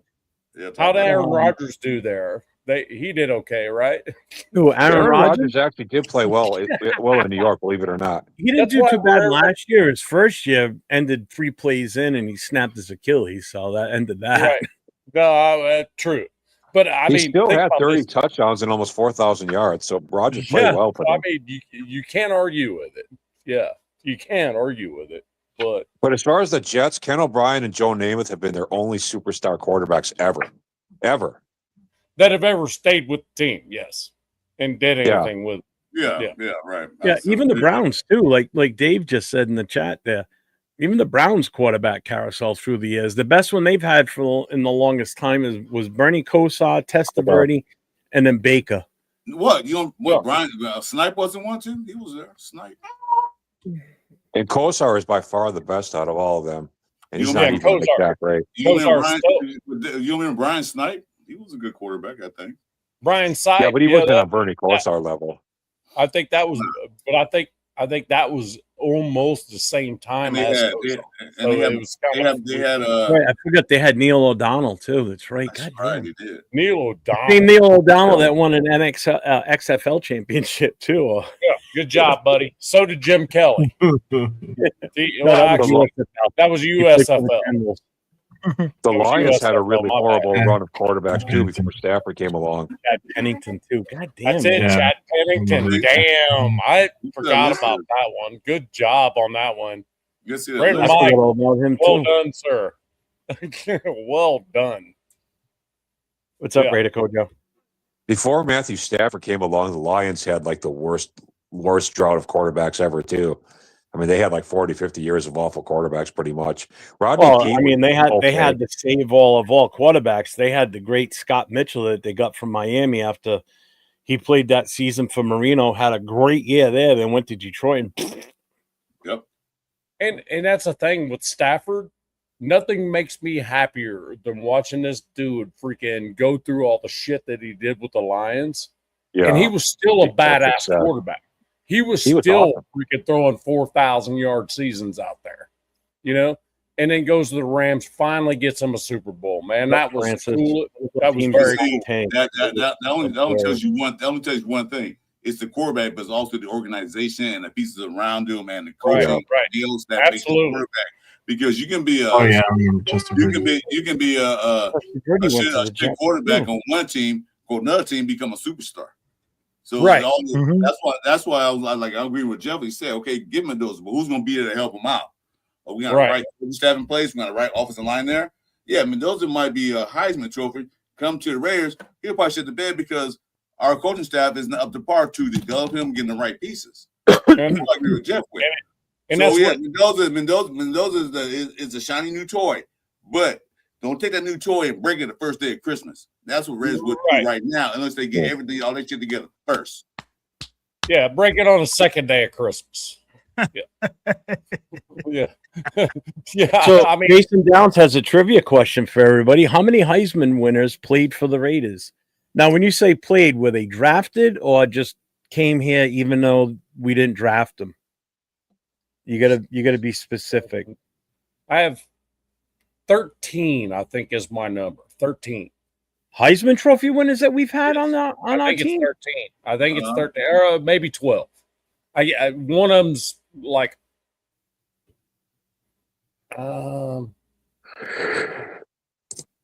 So he just said played. All right. So if we go by played, Played? played, Oh, dude. played for the Raiders. I'm just saying. I quickly counted out 12 Heisman Trophy winners that played for the Raiders. I quickly counted 12. I could guess be 12 more. or 13 myself. I'm going to go at 15, I think. 15. I think 16. you guys are way off. I don't think you guys are wrong. I think like about 7 or 8.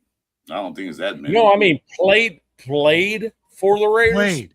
Oh, Not just actually drafted. played. Played, not drafted. Played. Played. Okay, okay. Oh, played Oh, would be like okay, 2 or just 3, played. probably. Shit, probably about 50. 7.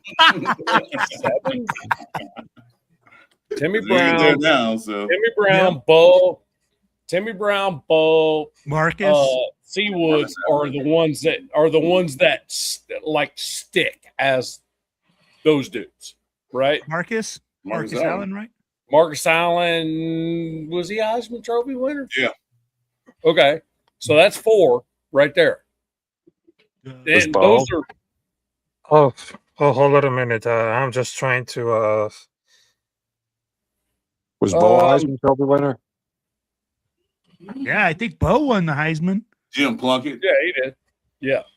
Jim Plunkett. Plunkett. He won a Heisman. Yeah. Tim Brown? After Was 5. it Tim Brown?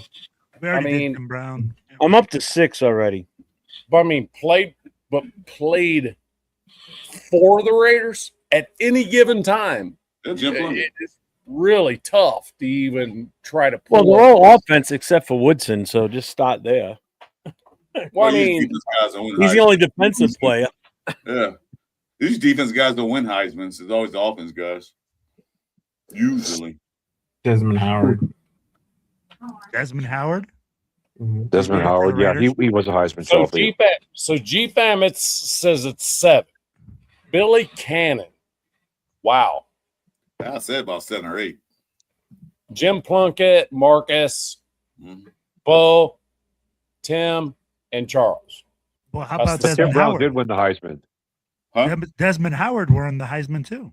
Yeah. Tim Brown won the Yeah, Heisman. he I was played right about for that. us. Exactly. Yeah, So he that's won it. 8 right there. Yeah, I said 7 or 8. I mean, it's a really hard question right there. If you were to say how many Heisman Trophy winners we drafted, you know what I mean, or something like that, because that's hard. Because this dude, all he got to do is show up one day Yeah. with the shield. You know what I'm saying? Well, I know we drafted 2, Tim Brown and Marcus Allen. We drafted those guys, but Yeah. other than that, I don't know, because Plunkett was Heisman Trophy, but we got him from New England. Well, and Bo too, Bo as well. Yes, yeah. But that was kind of So All right, Jason, give us the answer. that was kind of a steal because another team drafted him. But we still I think drafted it's him. 13. How many Heisman winners Thir- play for the I- Raiders? How many do you guys have? I think it's 13 total. No. I will say Uh, 7. I will say 7. No, And that's Raph is already- right. that's It is- already it is busted. 7. You guys Hey, forgot. You guys forgot a couple. I'll call you. Well, you can count raise- 2. I'll call you and raise you 1 on that. I said 8. So when we say, so we're just going to say they were on the roster. I Okay. just said played for the Raiders. Okay. So Carson Palmer, everybody forgot about him. Yeah. Yeah. Ooh, That's another right. one. Yep. Yep. I wasn't gonna say 2 it. more. Jeff. Okay, hold on. Last thing we talk. Go ahead. There's 2 more. Told Yeah. Rashawn Salam Mm-hmm. What?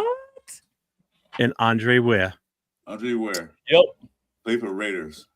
And Yep. and I They, got they never played in the regular season, but they were in training camp. They were on practice squads, but never actually got into a game. But they were one on- more. That's There's my one tough more. question. There's one more. Matt Leinart. Matt Yes. Leinart played 2 games. Yep. but- Matt Leinart also took a snap. Yep. Who Thanks, Jay. drafted Andre Ware? I think we're like at 10 or something like that now, right? We're like at 10 or something. Yeah, So- like 10 and 12. Yeah. Yeah. Yeah, it's 10. 10. Guys, who drafted Andre Ware? I think it was the I don't think Packers. Murray won a Heisman, did he? Mariota won a Heisman, right? No. Did who? Mariota. He didn't win a Heisman, did he? No. Yeah, he was runner-up, I think. Guys, who Well, drafted Andre Mariota, Ware? Chris, Mariota won in 2014. He did win. Oh, He okay. did win. Yeah. Oh, Okay, well, there you I thought go. he was one 1 year. Okay. There's So it's 11. 9. That was another one. So it's actually 9 then. No. We're I at got 11. 10. I got That's 11 11. with Leonard. I got 10 with Leonard. I got We're at 11 with 11 this Okay, one. 9, 10. It's 11 with Ware and Rashawn Salam. Right. Yeah. Yeah. Oh, I was off. See, So Robbie, the full list is Billy Cannon, 1959 Heisman winner. Jim Plunkett won it, but was drafted by the Patriots. Marcus Allen drafted by us, 81. Bo Jackson, 85 Heisman Trophy winner, but he didn't come to us until 87. Tim Brown, 1987 winner. Desmond Howard, 1991 winner. Charles Woodson, 97 winner. Carson Palmer, 2002 Heisman winner, but was drafted by Cincinnati. Matt Leinart, 2004 Heisman Trophy winner, played briefly with us. And then the two, Andre Ware, 1994 Heisman, and Rashawn Salam, 1999 Heisman, were with the Raiders briefly in the offseason or camp, but didn't make the regular season roster or play in games. So they're not counted as rostered players, but they were still within the organization. So it is a total of 11 in total, but 9 that actually saw the field. All right. So That's pretty 11. cool. 11. Yeah. 11. That's. I mean, I threw out That's two an ace. So that I thought were- totally forgot about Ware, man. I didn't. I just threw out 2 that I thought were Heisman Trophy winners, and then after I did that, I went, nope, they didn't win the Heisman. Yeah, Yeah. Frank. At one time we had 1, 2, 3. We had 3 players on the roster together Yes. that were Heisman Trophy winners. Yes. And that was Marcus Allen, Bo Jackson, and Tim Brown. All 3 were Yep. on the roster together. Yep. That's a fact. And continuously, if you look at it this way too, at one point we went from 1978 till 2002. Till 2005 with a active Heisman Trophy winner on our roster. And that starts and goes from Jim Plunkett all the way to Charles Woodson, first stint with us. Wow. Because Woodson was here till 2005. Plunkett got here in 78. So from 78 on, it was him. Then Marcus Allen joined in 81 because they played in the Super Bowl together. Bo Jackson showed up in 85. Marcus was still here. Tim Brown showed up in 87. Well, actually, Bo Jackson showed up in 87. Because Marcus Allen was here until 92. Bo left in 90. Tim Brown left in 03, but in that time frame, Desmond Howard was on the roster from 97 to 98. Woodson was here from 98 till 2005. So from 1978 till 2005, we had an active Heisman Trophy winner on the active roster with this team. That's pretty impressive too, if you think about it. That is pretty damn impressive. And at one point, 3 of them on the same active roster on the same offense. Right. Yep. See, something you didn't know until tonight, folks. See, you still learned something. Hey, everybody learning. Thanks, Jason. That was awesome. Or you know, That was a good question, Jason. Frank, we all know to answer that, Frank Weber. Yeah, but Jason, you got to ask more precise questions. That's the thing. Leave Jason alone. Jason has good questions. You don't. Yeah, make us. Guys, work I got to that. bow out here, but I want to say thank you to Jeff again for having me on, and it was an honor to be a part of the final show here. We appreciate you coming on and being on. Since you've been around, actually, you've been a mainstay on these Friday night shows for the most part. So appreciate that, and make sure everybody goes over to Hobo's channel. It's Value of Silver is his channel. If any of my moderators have the link, throw it in the chat, please. And make sure you guys check out his stories. He does a lot of short stories or short videos. basically just explaining what he's gone through with his difficulties in life and such, and where he was before and where he is now. And it's a hell of a story if you really read up on it and see the stuff that he's put out there. So I'm proud of him putting, airing that out, and that's a big step to do that. It takes a lot. It takes a lot. Thanks, buddy. I appreciate that. It Jeff, takes Jeff, a are big you going man. to keep going the season? It takes a big man to sit there and spill his guts out about his problems and what he did and his addictions and all that stuff and where he was. It takes a lot of heart and a lot of big men. So a lot of people don't have that, and you did, and I do appreciate that. I appreciate that, Chris. Really do, man. I appreciate all you guys, man. Like the Raider Nation, I didn't know about the Raider Nation on YouTube until like 6 months ago, and then I discovered Graphic K, and who's this buddy? Wasted Talent. Yeah, and then from there, Raider Jeff stuff started showing up on my screen, and so I started popping in on Raider Jeff. How long have I known you now, Jeff? Like 6 months, maybe. Yeah, about that. Yeah.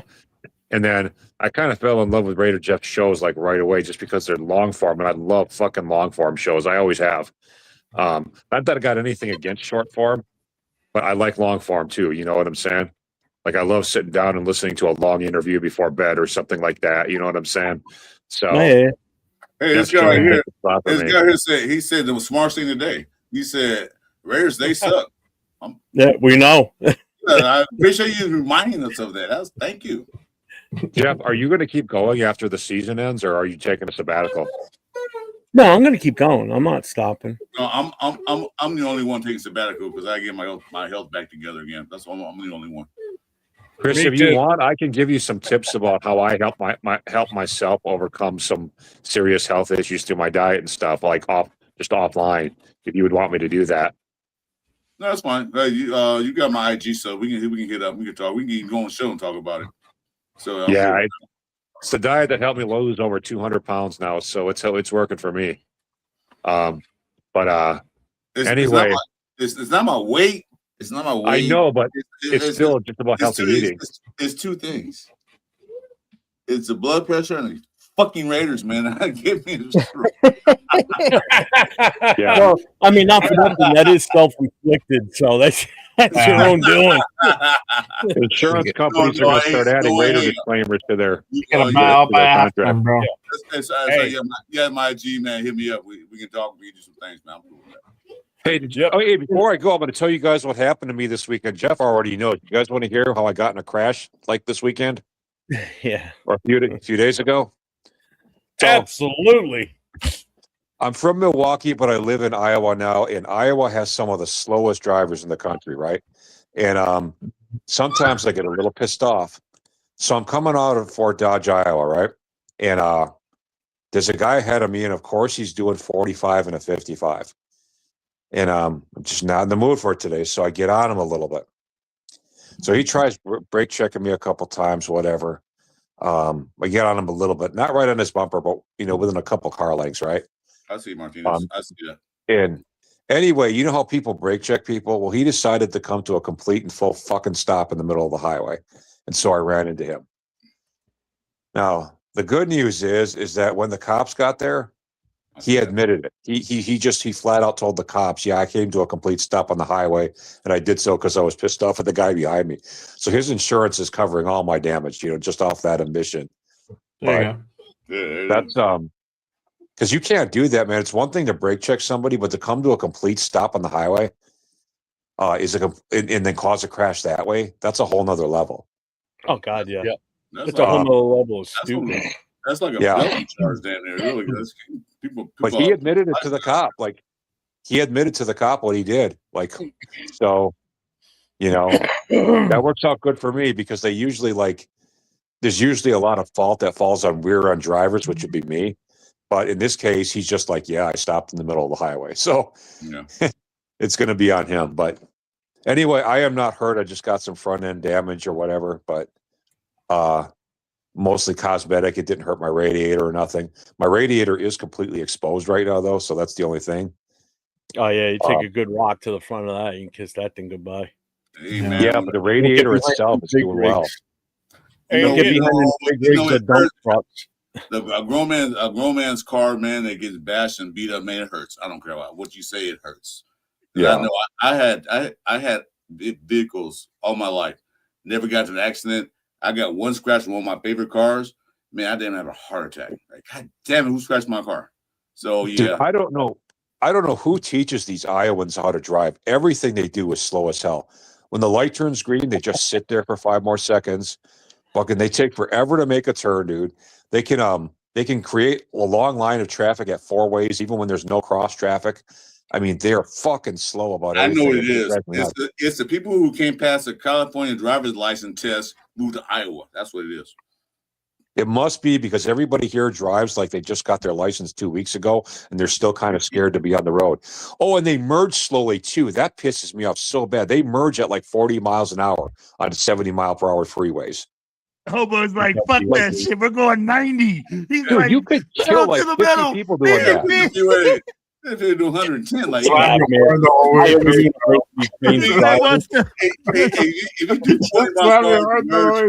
do 40 miles here in California, get on freeway, man, that's suicide, dude, because you'll never make it. Dude, you could kill like 50 people doing that. So merging hey, into freeway traffic with 40. To kind of answer your question about if I'm still going to continue on after this show with other stuff that I've got planned. Right. But this is the last regular scheduled show that we do on a Friday night, the mic drop. Yeah. Doesn't mean we couldn't do one another month or two from now. Is just like it could be a Saturday night thing just out of nowhere. I get in touch with Chris and he's like, yeah, let's do one tonight. So that's not out of the realm of possibility, but doing it every Friday night like this and being in this bigger format like this, it's just, I think it's run its course. It's time to make a change. You guys understand? It'll make it more special when we do it, though. That's the good thing, man. You guys don't realize how me and Jeff got started doing shows. It first started, Jeff got me doing the YouTube. He got me set up, and then we'll call each other and during the daytime. We run through a show. Then Jeff came up with an idea, and I agreed with them to do the Friday Night Live. So this is something more new than anything else because me and Jeff will pull up during the daytime, anytime, and do shows together. So what this Friday Night Live is run its course. It's time. Well, I mean, the Friday night show was really Turf's. Well, it's really Turf, really because his daughter was doing gymnastics and he was traveling all over the country going to her meets. Right. So he wasn't able to do the Friday night. So I told him, I said, I'll do Friday nights with Chris. Yeah. And we'll keep it going. And when you're ready to come back to it, this is your Friday night thing. But he just kind of moved on from doing the Friday night thing, and he was fine with it. I always told him, I said, when you're ready to come back on Friday nights, that's your show. That was always your thing, So that's where I kind of got to start with actually getting on camera. Was the first show I ever joined. Chris was on there as a pull up, just like some of you guys are in here tonight. And then I jumped in. And remember Larry? Larry used to be on all the time with us too on Friday nights. I haven't seen him since last year sometime. So that's where I got started with getting on a live show. That was kind of what, finally got me bit by the bug of getting on a live show. Yeah. So, but yeah, this was always Turf's thing. I'm gonna share my favorite Friday Night Live moment. Oh. And do you remember when we did the 9-hour show? Oh yeah. Yeah. And this is the funny part is by like seventh and eighth hour, we just ran out of shit to talk about. We started going to conspiracy theories, and we started getting all these weird people just pull up on our chat and just like start some like way the fuck out of like the blue type like conversations. We're just like, okay, well, fuck it, we have nothing else to talk about. That is the life of content creation, dude. It's kind of like Jay. We have many marathon shows, man. 8-hour shows, 7-hour shows. See, Brennan was there. He remembers it. It was we had a lot of people in that chat that night too, and they on that whole time. Actually, some went to bed, woke up, and we were still on. And they're like, Yeah. I woke up and I saw you had done like 9.5 hours. I was like, what in the world did he do? And actually, and that wasn't the only long ass show we've done. We've done a couple 9 hour. No, I think we did 2 9 hours, and then we've done some 7s and some like 8 hour show. Oh yeah, we had some bangers. Seriously. Yeah, because as soon as Jeff is calling, they're about to call it, as soon as another guy pop in, like Grape, for instance, we also call the show pop in the last minute, the show go from 12 to 8 hours in a heartbeat. Yep. There's been a few times where Gravy's popped in just as we're getting ready to call it a night, and he wants to talk football. Well, that just extended another 3 hours to our time. It's like, damn. You know? But again, it's not like we were just sitting here staring at each other. I mean, we were talking the whole time, 9 hours. It's 4 a.m, actually 5 a.m, and we were still on. It's like, God, I gotta call it quits at some point.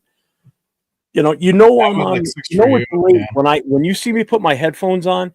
It's late because I can't have it just playing off the speaker on my laptop at that point because everybody in the house is asleep at that point. So I got to put the headset on and I talk a little bit. How much Dunkin's coffee did you have that night, Jeff? Not enough. It's never enough. He was fading by the 9th hour. It was just like, that's what I got left right now. But I still have 2. I got 2 in the fridge. Sometimes you see his face like he ran. He's like, he's pushing it. We're like, he ran Dunkin's out of coffee that night, man. Dave, real quick, the other night on one of the shows, I gave the guy Christmas Eve. I did a show Christmas Eve for about an hour and a half. I dropped the rough draft that you would put together for that video, so everybody kind of got a taste. So it's next Friday is when that video is going to play. I may play it tonight. I don't know. I could play it as a special later, maybe. But Jeff, again, you've got a lot of off-season plans. Huh? You got a lot of off-season content plans. Well, yeah, we got so much crap that's going to go on with this team. Awesome. All right, guys, I'm going to bow out. Thanks for chatting me up, everybody. Chris, I'm thinking of you. No problem, man. Better. Obo, brother, it's a pleasure meeting you, man. Yeah, you as well. Tell you what, brother, we'll talk. All right? All right, man. That sounds good, man. Hey, I wanted to tell Jay Raider, so your shows have been pretty good lately too, brother. I haven't said much, but I've been watching. Thank you, man. Hey, appreciate it, man. What's up, Will? Your shows have absolutely sucked. No, I'm just kidding. Thank you, brother. I appreciate you, big dog. Will is Will. Hey, I don't give a fuck. I'm blind. All right, guys, I'm gonna bow out here. Salute, Obo. Much love to you, my brother. Give me up, dude. Oh man, I will tell you what. The longest show that I did was like I barely even knew what YouTube was doing. I was like, I'm gonna go live. We'll have freaking Blue and freaking Sacktown Raider Mike. They're in Bakersfield. We did that Bakersfield thing, right? It was like 11 and a half hours, the entire video. It was crazy because I'm like, oh, I can do that. I can link into your stuff. Just give me your number, blah, blah, blah. And then what it was, and next thing I know, I have like a live feed of everybody walking around 805, Sacktown, Kenna, freaking Blue. Everybody's just walking around doing their thing. I was like, wow. I was there, but you edited me out to get out the scene, so I'm cool. Yeah. It was a Toucan crew. Toucan crew was hanging out with each other. So Dave wants me to play it. Do it, dude. That'd be cool. I'm loading it up right now. I didn't have it in this chat in this media asset. Oh, got you. Okay. I'm loading it right now. Yeah, it sucks. It's kind of like, I hate to ad lib in the middle of a show, but just give me a minute. It's loading up. I think pretty much everybody in here can tell you how difficult it can be. What part of the country? I forgot. Will? Me? Colorado. Yeah. Okay. All right. Hey, Will, you got my contact info, right? No, I don't, brother. I don't. Hey, at 93 Nav Man on pretty much everything. Well, I got you. It's brother. 93 Navman at OF.com. Come on, bro. Hey, now you got. Hey, I'm gonna put it like this: you guys really wanted to know what Chris and Just to Jeff are doing. give you an idea. He lives Hey, on a- nights Will. Just to give you an idea, he lives on DL will keep on DL. he lives on a goat farm. for a whole $2.99, y'all can hook up to Raider Jeff and Chris. Hey, Only- hey, I got it for $1.99, bro. $1.99. We got All right, the all right, it's loaded up. I'm gonna play it. You guys ready? And plus, you get the other video half price. So there you go. Right. All right, so I'm gonna play this. This is the rough copy. It's not complete, but the good one, the full one should be up and ready by next Friday night. So here we go. Cool.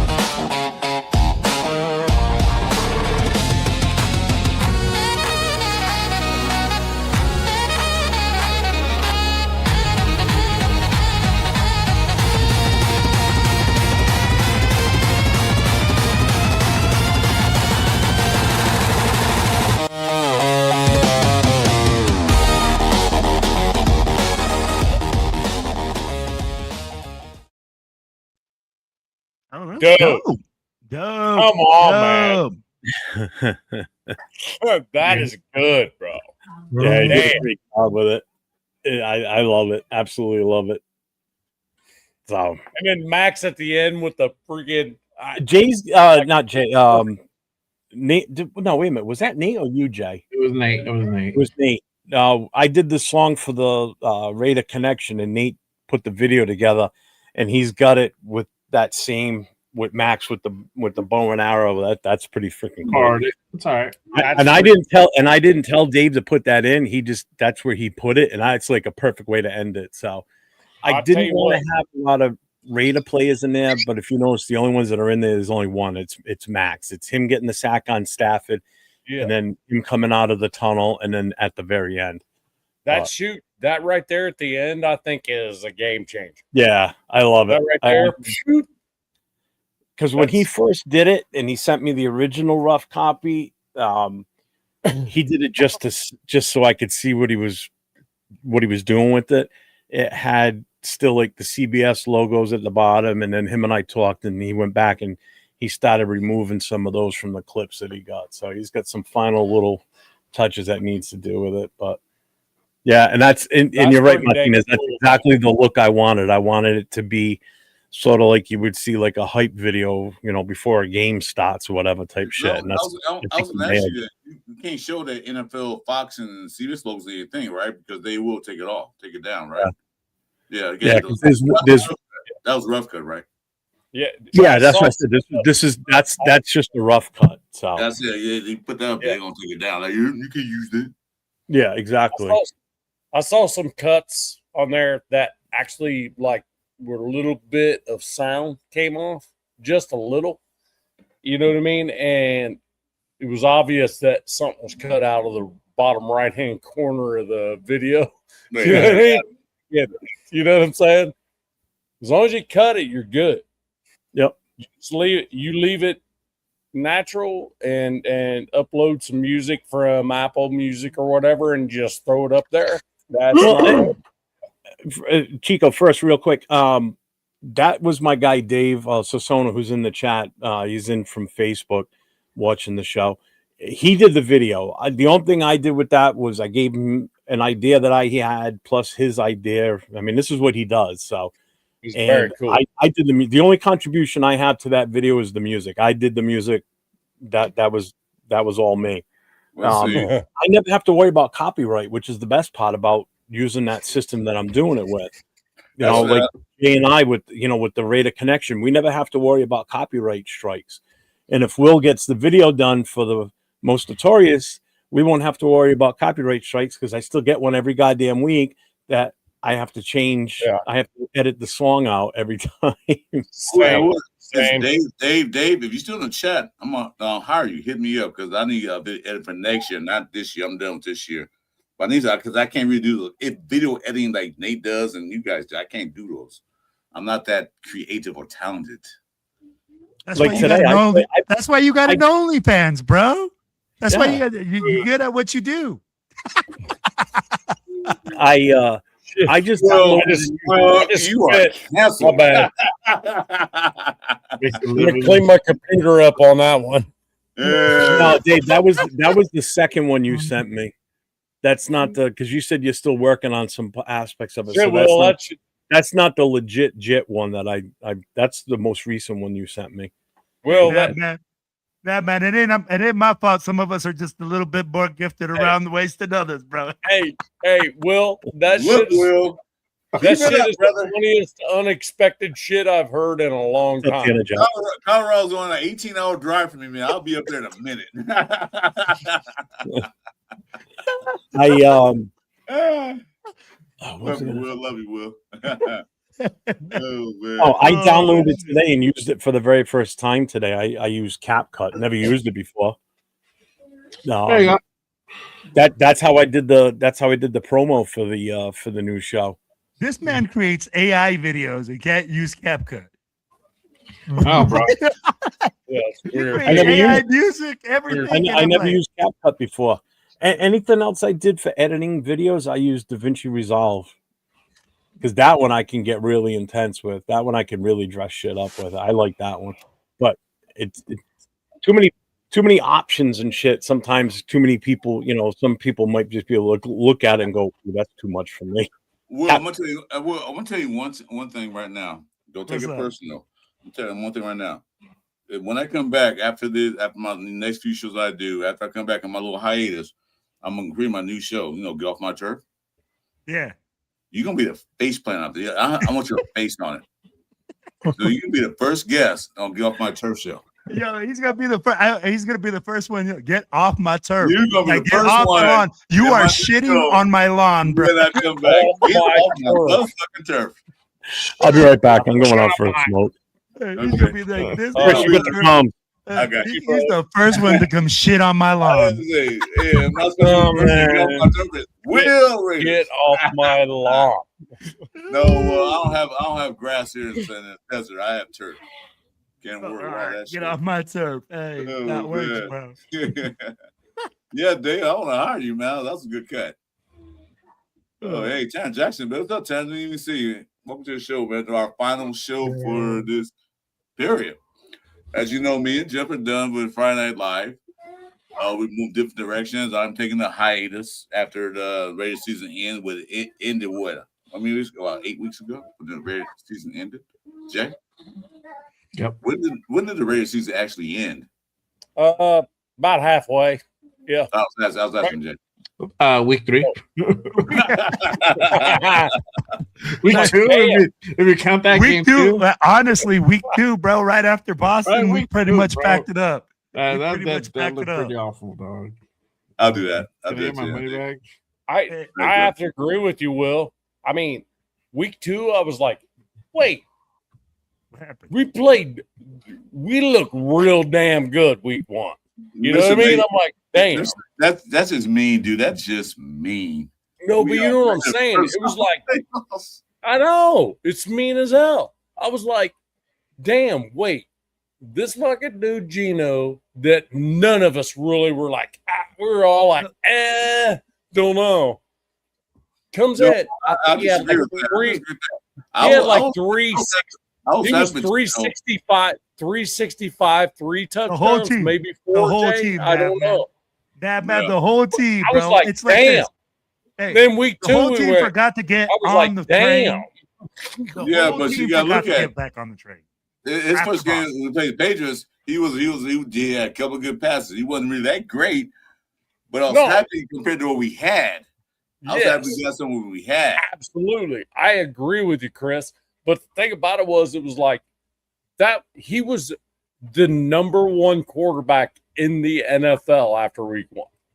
Geno Smith. That's the crazy thing. And then week 2 happens, and it's like, wait, where in the hell did all this shit go? You know what I mean? We didn't lose much. You know what I mean? It's like, damn, how do we get this bad for this long? We got predictable. Time, we got right. predictable. You know what I mean? We didn't change anything.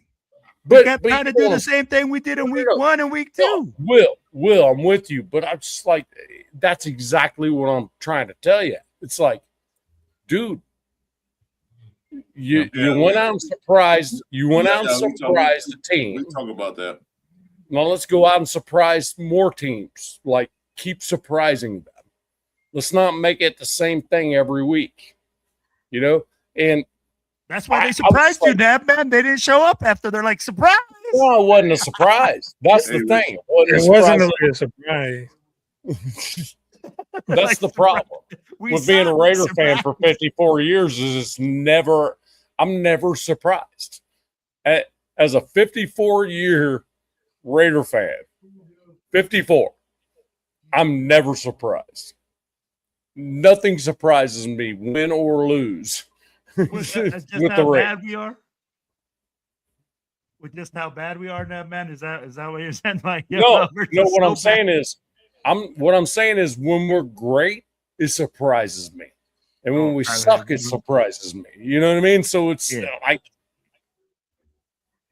it's just the suck's gone on too long. So it's not. You know what? G-Fam, we didn't lose Brock Bowers. They're shutting him down because he does have minor injuries. And Max. We finish that, man. They shut him down.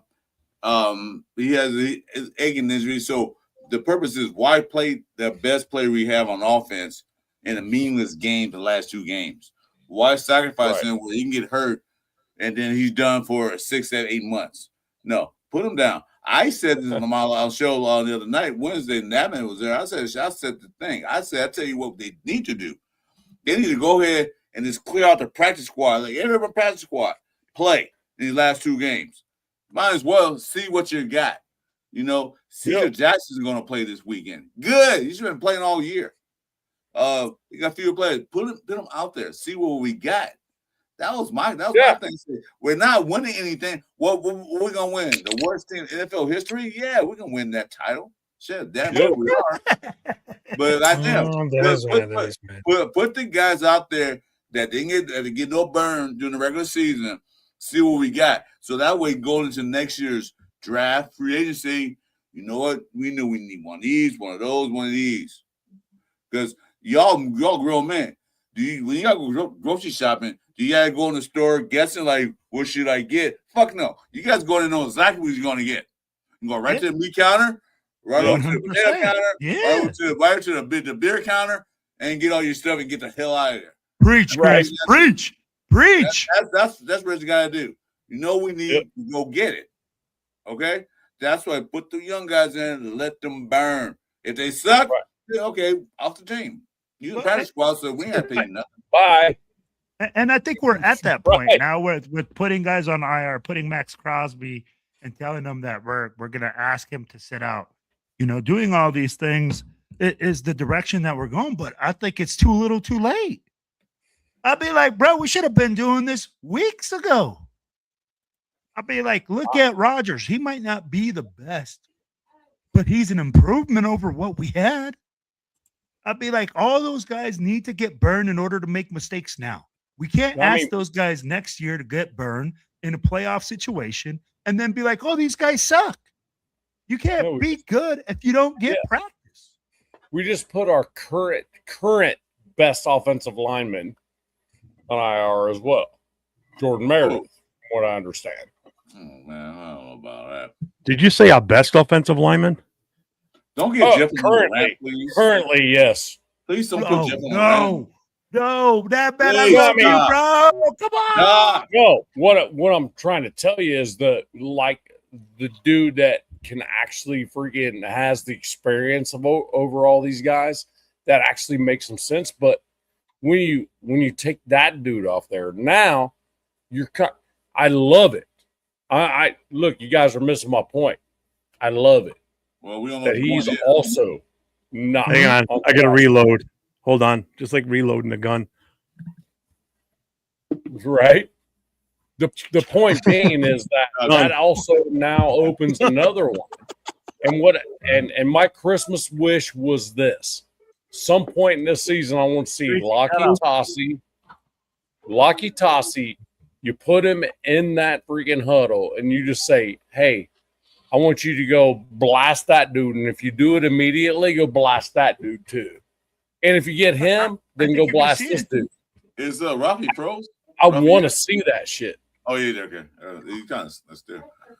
I think you're gonna see it. Well, that's what I said. That's what I said the other night. Emptying out the bench. Right. Practice squad. Let them all play. Yes. What's the reason why we go? What's the reason what are we doing? Well, I got to win 2 games. Versus the Chiefs.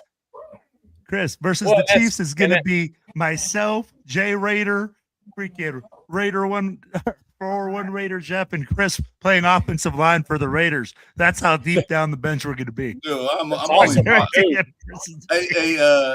Will, I'm only 5'9", 200 pounds. I take Jeff first. There's no right now, Jeff. That's what it's doing outside right now here at my house. Fuck that shit. Will. I'm 5'9", 205 pounds. I guess I'm bigger than Parham, almost, about the same size, right? That's the way he plays. That's the way he plays. No. Plays like he plays like he's 5'9", 200 pounds. That's for sure. That's Parham. Hell yeah, Dave. I survive on that. Hey, Jeff, it's 11 o'clock where I'm at, and it's 72, according to the. Yep. All right. Well, thanks, Nav, man, for coming in here and spending some time with us. Appreciate you. Glad you were here tonight. Hey, look, I'm in Tennessee, man. I'm not in Florida. This is abnormal. This is absolutely abnormal for this time of year. It's rain like rats and snakes out here, man. So. This is abnormal for us, bro. Tarantulas. Don't forget tarantulas, Chris. No, then this is not normal. Yeah, they're hibernating. Hey, did anybody answer Mr. Nate's question on who you all got going to the Super Bowl? No, I put up the button. I did. All right, so let's do this. We're gonna do a round robin here. Chris, you go first. Who's your 2 picks? From the NFC, as much as I hate this team, the Rams defense and the offense looking really fucking unbeatable right now. From the AFC, I know that sucks too, doesn't it? Yeah. I gotta say Denver. The defense is. All right, Jay, what do you got? I got Bills and Rams, bro. Okay. Yeah. Well. Man. I fucking hate these 2 teams. I'm gonna tell you guys like this. And all the teams. The choices are so bad. It's 31 teams, Will. 31 wrong teams, answers, bro. Bro, it's gonna be Rams, mm-hmm. right? Because I think they're just on fire right now from the NFC. Mm-hmm. And bro, I hate this because I live in the state. Say it. And then I gotta be like, I hate these dudes, bro. Say it. Like with a passion. Say it. No, bro, I can't even say their names, bro. Do you agree with the orange creamsicles or whatever the fuck they're like the cream. so they're like a Tampa blue wave Bay. or whatever they call you themselves. agree with So, that? so you get the Rams. You get the Rams and the Broncos. Yeah, that guys, those guys. Yeah, fuck that. All right, Mav, who you got? Rams. It's so hard. Rams on the NFC for sure. I Okay. just think that's the best quarterback in the entire NFC. So Okay, who's the second team? Toilet bowl. Broncos have Broncos proved Broncos have proved to be the Chiefs of last year. Oh, so They Rams and may, Broncos. they may make it over there. So you're saying Rams But and Broncos Rams also? and I don't Broncos. think so. I'm gonna go on a tangent. Oh, And there the you go. Chargers are the AFC representatives going into What? that Super Oh. All right. Sorry. Oh, All right, Rafa, who you got? Who's your AFC and NFC representative in the Super Bowl? Who are you picking? Who do you think's going to make it? Okay, for the National Football Conference, I'll choose Chicago Bears. Ooh. And then for the Ooh. AFC West, as much as I hate Chargers. don't you be cussing at me like that, bro? Don't you be bringing that garbage 0 rings into this house,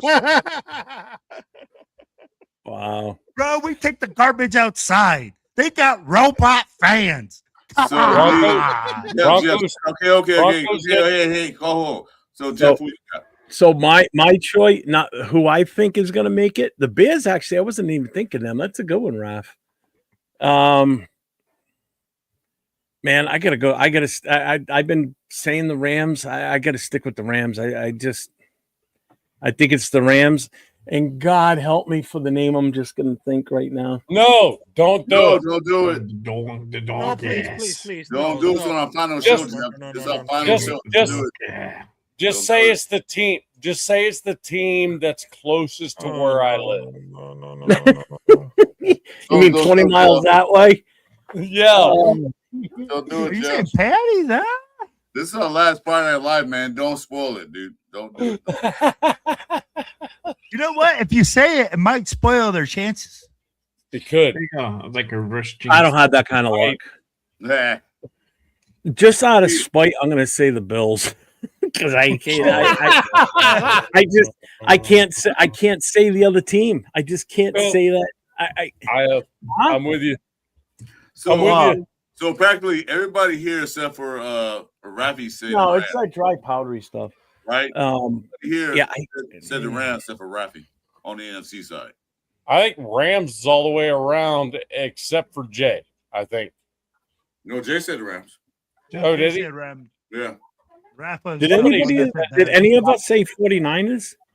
No, I think. No, Yeah. No. It was Jeff. I bet my mic. I gotta say it. Maybe the. I think we 49ers. all think Wait, Rams. hold in the on. After that, let me say this. Jeff, I gotta say because my wife might be watching the show too sometime. Maybe the 49ers. What the fuck? He's saying it under duress. No. For his So safety. Richie Richey says Denver's getting knocked out in the second round. Hey, you know what? I Dave, can see Dave that. says Raiders Cardinals. No. Mr. Nate says Chargers 49. Oh, he's a What the- Chargers fan. That's why. Bill M. What's up, Bill M? Patriots versus 49ers, he's saying. Tyler, no, this isn't. This is this show's final night, the Friday night mic drop. I'm not going anywhere. I'll be here. Dave's actually saying Chargers Bucks. Ooh, Bucks. That's we still don't know who's going to win the division. That's down between them and Carolina. Carolina's right now in front, so it might not Hey, even be- what would the Vegas odds on that though? Would be just 5,000 to 1. freaking ridiculous. 5,000. Yeah. Right. Oh, yeah. So Tyler does say Bills Rams. He says, as a Chargers fan, I was rooting for you guys the other day. As long as the Chiefs don't go, we're good. Oh, thank God Chiefs they're have a out of losing it. season this year. They have a losing season. Yeah. G Fam is saying Rams and Bills get their first Super Bowl. There you go. call them the tuck rulers. The tuck rule. Fuck the whiners. Fam, love you, but you no. Bucks are getting dog walked. Yeah. I mean, that talk about a division that nobody wants to win. Jesus Christ. Wouldn't that be crazy? Yeah, if Carolina goes to we go to the championship game? Because right now, Well, they've been there before. They've been in the Super Bowl twice. I saw a thing a couple of days ago. It might have been on Facebook where it said it showed every team that's played in the Super Bowl, if the roles were reversed, how many trophies additional they'd have and everything. So there'd be a bunch of teams that would be knocked off the list of never won a Super Bowl, like Carolina, Tennessee, Vikings, too, Cardinals, Vikings, Bills. Yeah. We would have 2 additional trophies. Hey, did you just run off and go do a short, you sly dog?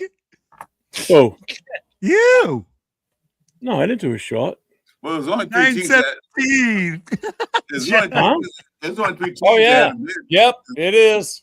There's It's only 3 definitely teams live. that have this people yet this at all. Oh my god!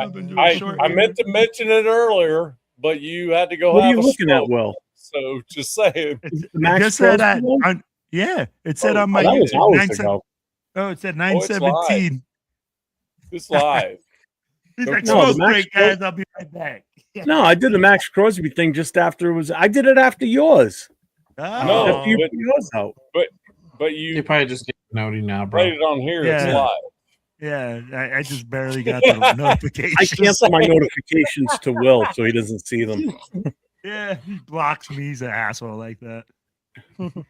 Still badass, dude. I don't think you got to worry about it, man. Dave, tomorrow, give me a shout tomorrow anytime. I'm not going anywhere. It's snowing out. I'm not fucking moving tomorrow. Fuck that. I might not even be traveling out to watch the game Sunday if it's going to be shitty out. Because where we go and watch the game, a few weeks ago, it snowed here, but the snow was gone in a couple hours. And then the next day, we drove out there for the game, and all of a sudden, we hit this point where I'm like, "Where the fuck all this snow come from?" And I'm not talking about just like a light coating.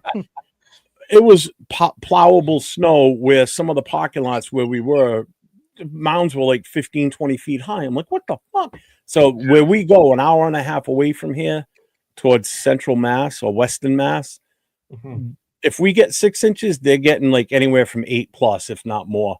So depending on how bad the snow But Jeff, fully. this game is the most important game of the Raider Nation. Oh, if that's the case, I'll be right here at home, and I may go live if I don't go. So. Either way, I'm watching it. No, So. hey, Jeff, if you want to, we can do a live watch party. I'm good with that. If you want to be up to it, if you're not going anywhere. Yeah, Dave, Facebook message me first. Make sure I'm awake at noon. Hit me up, man. If you want to do a live watch party, we can watch that. Yeah, if we don't go Sunday, I'll definitely going to be live. Hey, hit me during up. the We'll game. do that. What's up with you, Jay? What you doing Sunday? Watching the game You don't do anything live? Or no? afterwards. I know, yeah, post games. You got to tune in. You got to be Yeah, watching. tune in to find out. Hey, we do Ron a live- Bennett. If we Ron do Bennett. we do a live watch party. You can come on in. Let's do it. So shout out to Yeah. Ron Bennett. He says, here from Tennessee, Raider fan since 72, first time visit. Ooh. Wish we had snow. Do you think Raiders will play in Nashville in 2026 season? Lots of Raider fans here. The schedule's already done 5 years in advance. Yeah, I don't Yeah. think we're not playing them next year, right? Yeah, no. No. That's the AFC South. We are. But But I'll appreciate tell you you what. being here, Ron. Make sure you hit that sub, You hit know that what? thumbs up, hit the notifications. You got myself. I'm 401 Raider Jeff. Gentleman next to me is Chris 4 Raiders. Gentleman on the other side of him is Jay. His channel's Just Raiders, baby. The guy down in the corner with the Raider shield behind him that doesn't sit still, that's Raider Will. He's Silver and Black Podcast. The animated guy. And next to him is Navman 93 Navman. It's a Shield Raider Shield Family is his channel, and then below me is Captain Rafucho. So you make sure you hit all 6 of us. Are, We're all close. You messed up think Will's name. everybody His name is does that. Adderall Will. You messed his name up. All right, I don't need none of that stuff. being here, No. Brent. I don't need none of that stuff. Oh, now I got Chris, you. I'll get you his info. All right, cool. Thanks, Dave. I appreciate that. Looks like the Raiders will have a top pick at. Oh, what's up, Dennis? I'll have a top pick at QB, even if the Giants hold the number 1 pick. If they don't trade it away, that's my biggest worry. Yeah, we'll get if we lose. If we still win get that screwed in the long run. If we win that game, we'll still get the 3rd pick for that weekend. Right. And I think we'll be down 3-4, something like that. Worst part about all that is the Jets have so many freaking picks. Yeah, they got. Appreciate that, Martinez. So welcome to the best Raider panel in the world, beside next to Chat Sports. Who? Who's the Chat Sports you talking about? Who's the Chat Sports you talking about? The guy that's a Jets fan. Martinez. That was aimed at you, Jeff. Yes, I. Huh? That was aimed at like, no doubt. Mario, what's up, Mario? What's up, Mario? Salute, bro. Right on. Fuck Chat Sports. Richie says no. Giants have made mention that they might trade Dot to accumulate more picks and select the QB with pick number 1. That's what I mean. We're still going to get screwed in the long run anyway. So what's they ain't trading Dart. They keeping Dart. No, there's been. I've heard rumors too. So yeah, I mean, I've heard. I want to know who's your source on that. Yeah, I'm hearing. I've heard shit already from other people talking about Tennessee looking to trade away fucking Cam Ward. I heard about that. That I heard. I heard about that. I need to know who your source is on that. Are we Mitchell rinsing this one and just? Oh, I've just seen other people say it, and I'm not pushing that narrative, but I'm just saying I'm hearing it. Will, did you say Mitchell Rincey? Yeah, Mitchell. I have no sources. I don't claim to have sources. I had sources. Look at Jay. He just nods his head. He's like, Jesus. Never getting him on the show. See, that's why he kicked me off. I told you, Jeff. He's like, Jesus, this guy says some outlandish shit. Just keep him off. Out to me. That's because Mitchell Rincey like a 1950 news report. That's why Jeff don't like him. And that's the thing, Raven News. We got a rumor report that you get. See, Jeff hate that. Oh my god. Oh, man. Hey y'all. Hey, I appreciate you having me on. Hey, I gotta bail. Much love, that man. I gotta wake up early. I gotta wake up early, and I'm on the East Coast. So, just saying. That's right. You're in Tennessee, right? Yeah. I gotta kill something in the morning. So, Rafa, stop running. No, it is not a human. I promise. I promise. I'm on my best behavior. That's what they always do. I watch Hunger Games. That's Four legs. I promise. You must get around 4 legs too now. I mean, no arms, just legs. No arms. I still don't trust them. I promise you. I I promise. gotta watch my back. You said you still. What am I hearing a squeak from? Who's got a bird or a rat sitting near him or something? That's my boy over there making noise. Hey man. Oh, doing that? Oh shit! I'm sorry. I didn't mean to call him a rat or a bird. Like a fucking bird, bro. Hey, appreciate y'all. y'all. It sounds like a squeaking bird. You can parrot. I told you not. Sorry, Jay. I mean that. What's that now? Never told you me up. I want to talk to you about something coming up. Yeah, for sure. Absolutely. All right, brother. Oh, what's up, Wesley? What's up, my guy? Welcome. You said go sleep, old man. Hey, Wasted Talent. What's up, Wasted? Now I feel like shit because I just said that. Now you're making me feel bad. You could have told me, "Oh, we got a parakeet in the house." Yeah, bro. The kid fucking does that all fucking day, bro. Hey, my boy Wasted Talent's in the building, man. What's up, Wasted? What's up, Wasted? What's going on? Salute, baby. What's up, little brother? Oh, yeah, super chat. There you go. Super chat from my man, Wasted Talent. $4.99 shout out, man. I appreciate you. I was watching him and Graf earlier, and they had some good takes on the shit that's going on. And I agree with him on the whole Max thing. That's where I started talking about tonight. It's like people reading too much into the whole Max storming out of the building. I mean, it's like But the question is, did he storm out the building or just walked out the building? I mean, like, he just I'm sure he just grabbed he his was stuff pissed. and went home. That's Oh, yeah, it. I'm sure he was pissed. And, I mean, I would be too. I mean, you gotta remember the type of guy Max is. You know, he's a 100% competitor. He's got that beast in him. He doesn't want to be sat down for any reason. If he thinks he's healthy enough to play, he wants to play. I don't blame him. You know, so his storming out is probably he just pushed the door open a little aggressively, and some beat writers out there, he stormed out of the building. You know how they overreact on stupid shit, man. I mean, it's the media. What do you expect? They're going to make it up. So it's clickbait bullshit is what it really comes down to. Yeah. You know, look, it's got us talking about it. It's got other shows talking about it. It's got people dropping shorts like crazy on it on YouTube saying, oh, he stormed out. He's mad. He's pissed off. You got people saying he wants to be traded. It's like, get the hell out of here. Yeah, he got sat down for health reasons. earlier. While I was sitting there looking at all this shit that people talking about, like, what the hell? He didn't say anything about I won't be traded. He didn't say nothing like that. He just pissed off that Max is a competitor, a football player. He loves the game. He's one of the few players in the world that loves playing the sport they love to play. Well, and that's just it. You 100%. Like you said, Michael G has tattooed Michael Jordan and then Kobe Bryant. Those guys love the game they play. They love it so much as their passion that gave them the reason to live. That's what Max Crosby is. He's one of those guys that I mean, the money doesn't hurt either, but you've got some that just want to be there for the money. You take Max Crosby on the field, you're taking his heart and soul away from him. That's his heart and soul. Playing football. So when the coach say, hey, Max, you got to sit down, of course you're going to be pissed off. Of course he's going to open the door a little aggressively. Yeah, he's going to be mad because he can't play. That's the thing he loves to do. So, I agree with that, Ron. That's a good one for them to watch for sure. Man. So, with that being said, yeah, but that don't mean he won't be traded. He didn't say anything about being traded. He didn't go out there and say, "Oh, well, trade me." No, 100%. He just said, "I want to play, coach. I'll put me in." Martinez, I think he walked out, but my Tia that works at the Raiders being toxic added the storm part out on it. Yeah, put that little Hispanic twist, bro. But let's be real. Even if he did walk out all pissed off, that's what you want. Well, this is the thing. This is the thing. I don't want to compete. That's him. I would expect him to walk out pissed off. I would, too. Like, who won it? This is the thing. I mean, supposedly, according to Ian Rappaport, he was informed beforehand.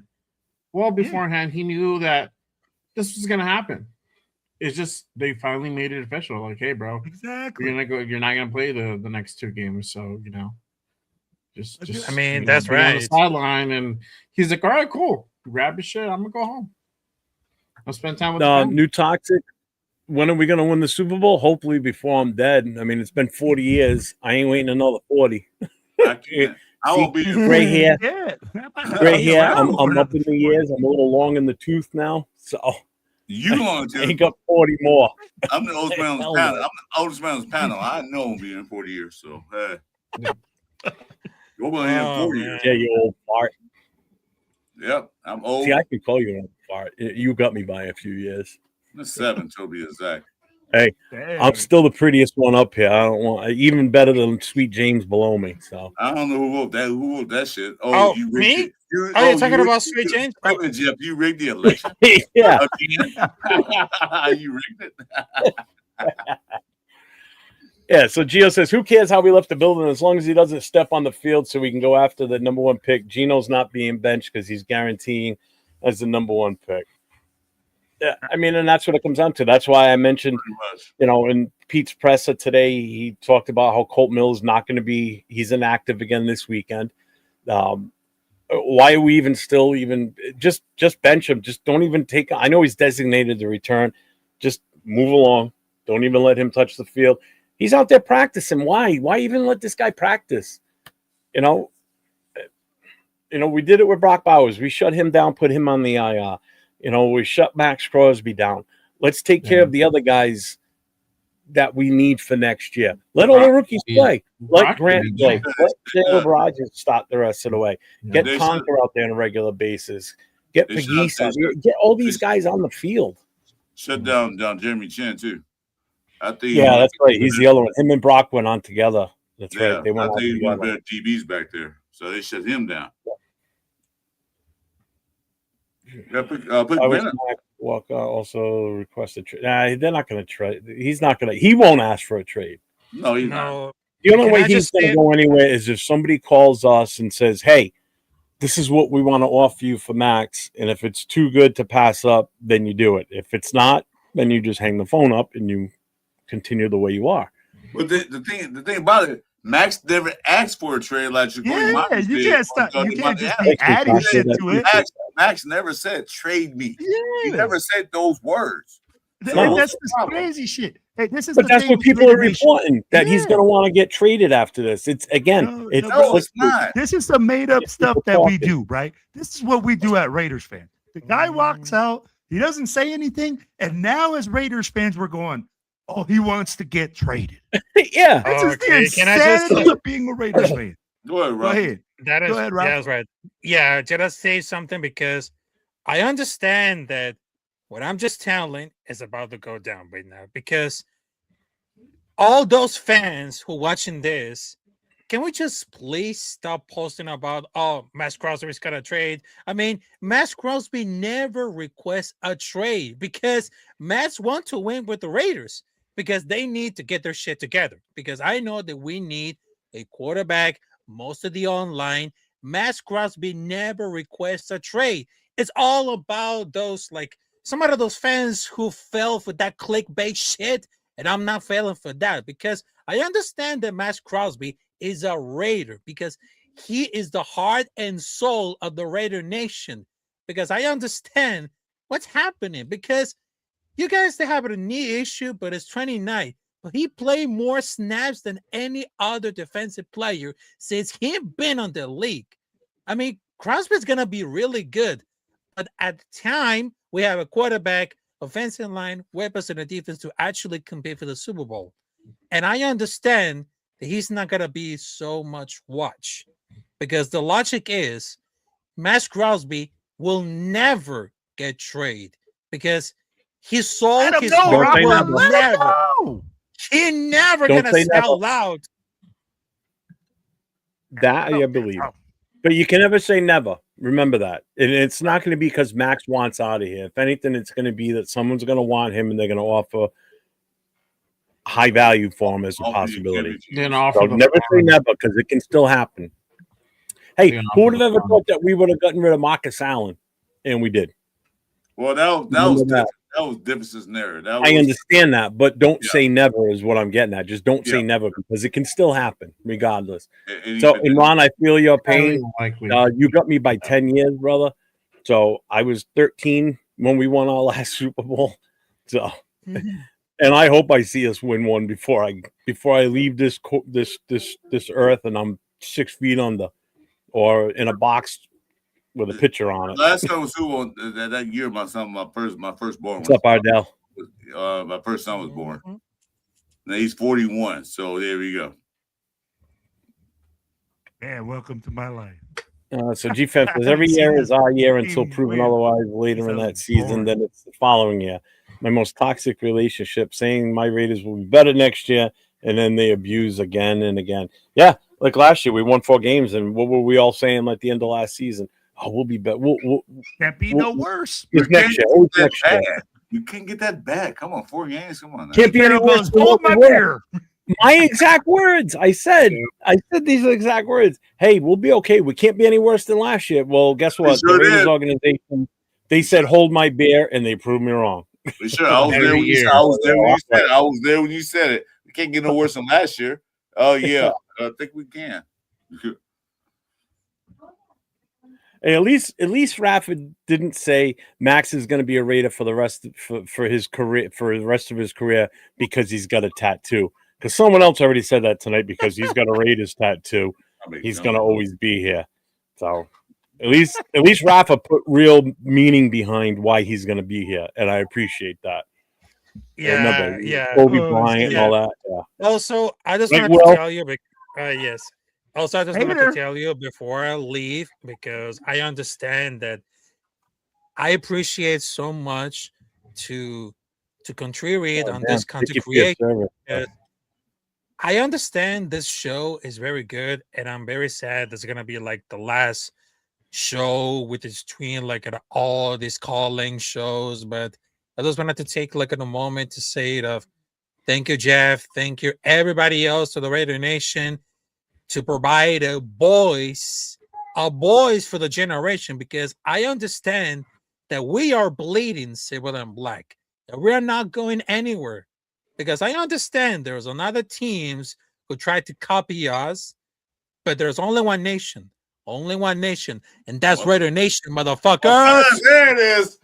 Let's go. Oh, there it is. I just wanted to tell you, There it salute is. to everybody else. Thank you, Rafa. Capitan Rafucho Thank you, here, Rafa. and I just wanted to Yes, tell sir. you, Thank you, Rafa. Merry Christmas, Happy New Year, and I just wanted to tell you, Capitan Rafucho is not going anywhere, so there's gonna be surprises coming up there for my YouTube channel, and I'll keep 100% because I'm gonna be Max Crosby. I'm not going anywhere because this Capitan Rafucho's gotta fucking stay. It's gonna Let's fucking stay. go. Let's Awesome. go, I love you, Raf. Thanks, Rafa. Thanks, Yes, Rafa. Yeah, and just to clarify, he said voices, not boys. So we're not providing boys, we're providing voices. Just want to like no Diddy this Yeah. real quick. Because Yeah. it did sound like he said Fucking boy. hard pause, bro. No, Yeah, Rafa, sounds I good, appreciate you boys. coming on here. Pretty much almost every week he would jump on with us. And it's been fun having him on here with us too. Yeah, So, well, okay. I just had to clarify that. I don't want to be thrown in jail for 80 months or however Yeah, long. but see, one thing Rafa did for me, that like he said the word I have right. to like Yo, every time edit I'm on that the out, show, bro. wait, hold on. Every time I go on the show, he always say motherfuckers. He finally he said does. the right. He said it right, motherfuckers.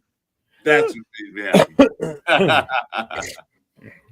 happy. He picked up something good from the show. Yeah.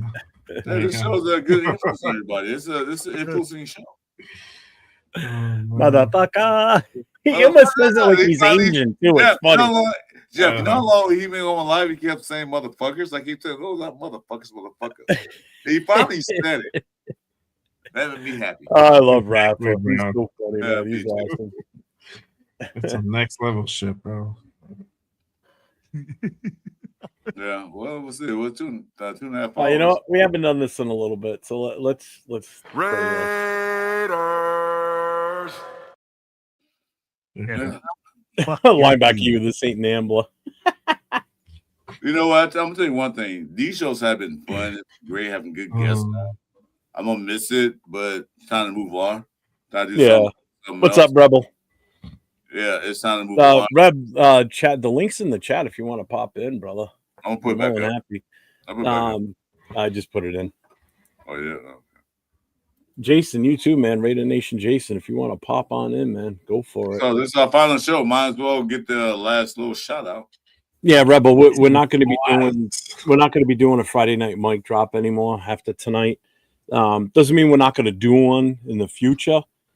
We could do it on. We might end up doing it on Saturday nights, but it'd be like like maybe once a month type of thing. I think we could do that. Jeff has to dedicate it more makes time it more to his special. OnlyFans. Well, I think it makes it more You special. know what, Will? Bye, Will. All right, go ahead, Jeff.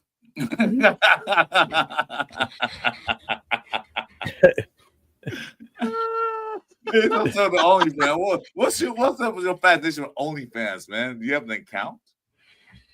Because you have an account. Hey, there's a reason I travel all over the country, okay? Yeah. There's a reason I travel all over the country, okay? If you have an account, you're not subscribed to my OnlyFans account. So I'm Hey, not only does he have an account, but he has a backup to a backup account. Don't be hating, bro. What's up, man? Don't Welcome be in. hating. Hope you I'm get the jealous. win over the Giants. We don't want to win over the Giants. Well, some of us still want to see us win. I still want to see us win. The good thing is the camera is only from the waist below, bro. Jason, what's going on? Jason, I still want to see us win, but if we lose, I'm not going to be upset. So, I mean, what the game wants to win. If the Chiefs were still in the playoff hunt, they need that game to win. That last game against the Raiders. That's the only game I wanted the Raiders to win. They beat the Chiefs and knock them out the playoffs. That's what I wanted to see. He's already out of the playoffs. Well, no. I said, but then at the time. Mm-hmm. Hey, just come on in. Okay. Oh. Taking a tilt. Oh, okay. Don't know what that means. But yeah, that's one game I don't see the Reds win at the last game. Beat the Chiefs. They did before back in '92, where the Chiefs need to win that game. Reds kicked a field goal to get in playoffs, and Reds linebacker Hughes coming in. So nice. That one, that's the only game I want to see them win the last few games. And the Chiefs still in the playoffs. Looks like he's having issues. Yeah, he'll come back. Huh? Well, we already had the Southern guy on here, and that man was just on here. Will talks like he's from the South. I mean, listen to him. Here, baby. I think he comes straight from Nashville. You messed up. Well, Will's in Colorado. Country boy. This guy's just taking shots at everybody today, bro. It's the last one, so I was saying anything. He's like, fuck you, fuck you too. This last pull up, so we're good. Take your shots. This your time to come in. Take your final shots. Say Chris Jeff's Pando. We know Javier, and Will's on Adderall. You can come and take a shot. He's not on Adderall. That's why he's so hyped up, because he hasn't taken his meds. That's the problem. Willis? Javier, if you go to 401 Rated Jeff, starting next Friday night, it's going to be an actual NFL Friday night show. So anybody that's a fan of another team, so I see that you're an Eagles fan, hop in the chat. I'm going to have fans of other teams get on with me. So that's what's going to take the place of this once this show's done. Starting next Friday, February 2nd. Don't expect me to see my face next to Jeff, because I'm taking a medical absence because I take care of my body. So I won't be there. I'll be in the chat. I won't be there. If you guys expect to see me and Jeff on a Friday night coming forward, it'll be Jeff doing this thing. I won't be there. So. What? Yeah, this is our last Friday night mic drop show. I mean, I still got other shows I do. Chris has other shows he does. Chris, why don't you just say what you do, what days and what times you go on? Well, let everybody know what you do. For towards the end of the season, I have my show with Radio Jason Nason. He's here. I say come on in, but he haven't came in yet. On Sunday morning, the Building Show. That's right before the game start, 8:30 a.m. Pacific time.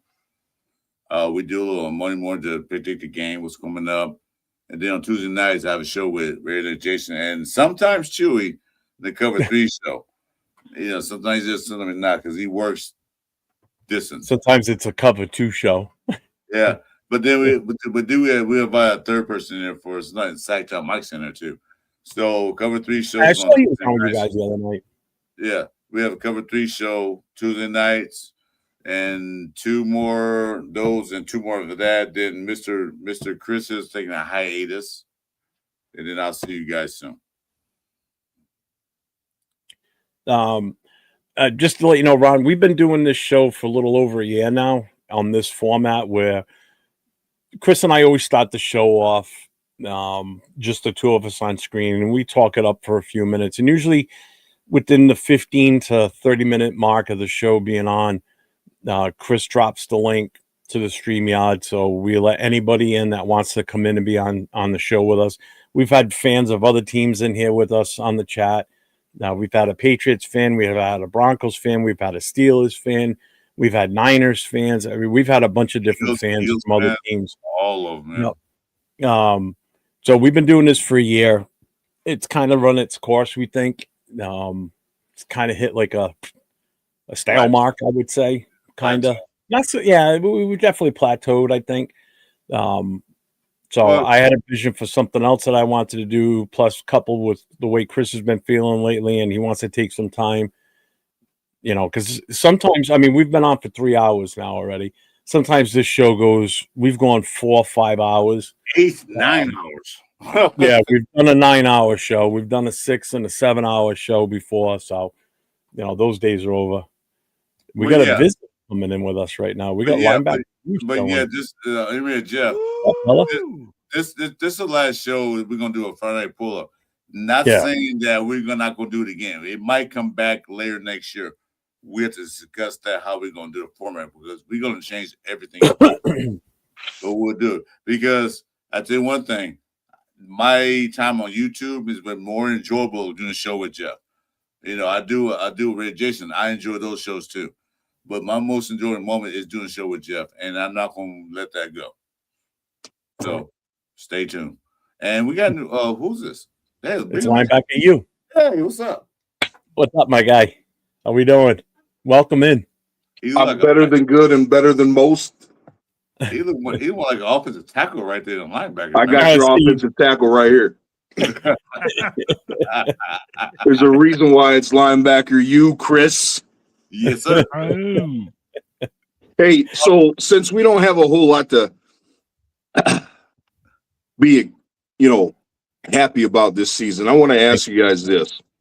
Because I'm not a Raider fan. I'm a Raider for life. There you go. That's a guy. Not a lot of people get to grow up idolizing a team, hoping and dreaming that you can play for them, and then have the opportunity to play for them. Doesn't go exactly the way that you want it to, but you get to meet and eat with the man on multiple occasions and just talk ball. I've been around football since I was 5 years old. I've been around a lot of coaches. I've been around a lot of owners, GMs, all that stuff, a lot of football players. There was nobody that I've ever come across with a football mind like Al Davis. I cannot explain to you, like whatever stories you hear about him and it's beyond that. It was just unfathomable what he knew about me in my childhood. I was like, holy shit, how the fuck this guy know that? Anyways, I wanted to ask you guys this. Sure. Start with Big Jeff because it's his channel. What's your favorite position? Mine? Yeah. Offensive line, center, God, man, tackle. I play all three positions. All right. So you got three choices. You only get one out of three. You got Jim Otto, Don Mosbar, or Gene Upshaw. Who are you going to take? Oh, shit. Yeah. Oh, man. Okay, we'll come back to that. Chris, I got an answer. Go ahead. I'm going Gene Upshaw. Okay. All right. Chris, favorite position? Linebacker, dude. Linebackers. Okay. That one's kind of a tough one, but I'll go with the Mad Stort, Hendricks, the original Heidi game, Ben Davidson, Conan the Barbarian. And you got to go with everybody's current favorite, man. I hope he has good health too, just like you, Chris. Matt Millen. Those are the three I give you. Who would you take? I'll take Matt Millen on that, but my favorite is always Rob Martin. But I'll take Matt Millen behind. He's my second one. Matt Millen. Yeah. I mean, Rod in them Super Bowls, man. Who else is on there? I can't see that. The Jays. Oh, that's Ray to Will. Ray to Will, what's your favorite position? Well, I played safety and corner, so I'll go safety and corner. All right, here we go. All right. You got the assassin himself, Jack Tatum. Oh, my God, man. Yeah. All right. And then you got, God, I forgot his name. Now I'm having a brain fart. He was the guy that replaced Jack, the white dude. He played all the way into the 80s. McElroy? Yes, Van McElroy. You got him. And then I'm just going to go with a corner on this one because him and Tatum have to be in the Hall of Fame. They have to. Lester Hayes. Lester Hayes. Who you got? Who you got, Raider Will? I'm going to go with Jack Tatum. I'm going to go with Tatum. That's a nasty man. That was a nasty man.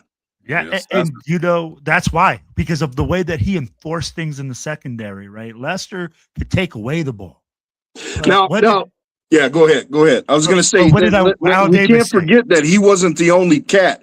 Jordan Atkinson, he was a bad man. He was a hitter too. He hit. He brought violent intentions. Yeah.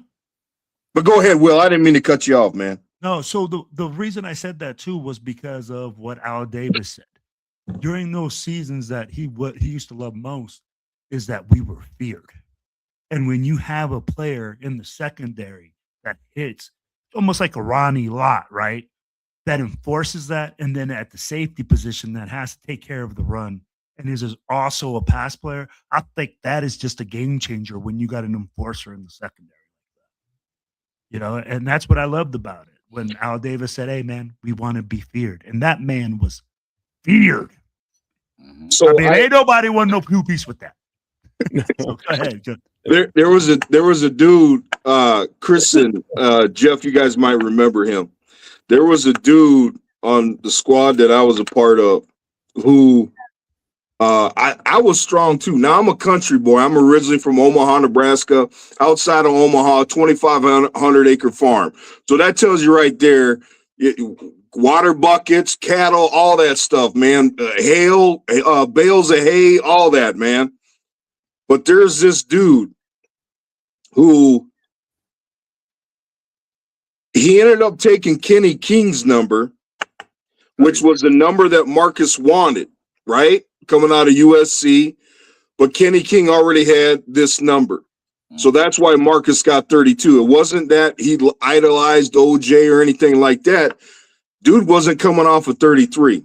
Yeah, 33. But anyways, Eddie Anderson was by far the strongest, and I mean strongest person I have ever met in my life. And I've met Mark Henry. I'm telling you, for pound, Eddie Anderson, dude, in my heyday, I think my max was 485. Eddie was clearing 525 and asking for seconds. Was he? A safety, and he had these chicken legs like you wouldn't believe. He had a basketball player's body where he was from the waist up, he looked like a linebacker, but from the waist down, he looked like an 8th grade point guard. But he was a bad man too, man. I remember he hit God, I'm trying to remember who the cat was.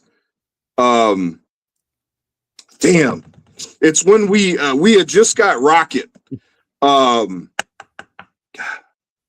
Because Rocket played the slot. You know, we had Timmy B, probably one of the top 7 greatest receivers of all time, Timmy Brown. God, who was this? Who was the guy before Porter? Was it the Olympian? James Jett? Yeah, out of UNI. Yeah, out of UNI. That's right. Eddie lit him up in practice. I swear to God, I thought the dude was dead.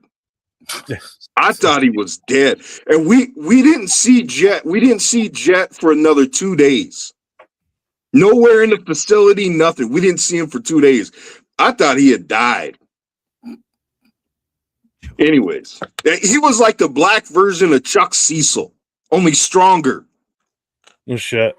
Wow. Chuck Cecil. Oh, Chuck Cecil was a fucking crazy son of a bitch. Definitely was he's a nutcase. You know, we did a show, Chris and I, on the last call on Saturday nights, or way earlier this year, and we were talking about hard hitters and like who was nasty and everything. And a lot of people don't even know who he. Well, I mean, a lot of the younger guys definitely don't know who he is.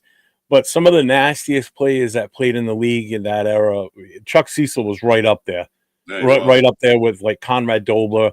And another one that gets overlooked and only pretty much most of the Raider fans know about him is Wisniewski. That's why I was hoping you were going to give me Wisniewski as an option because of his I got some Steve stories for you now. I got some Wisniewski stories for you.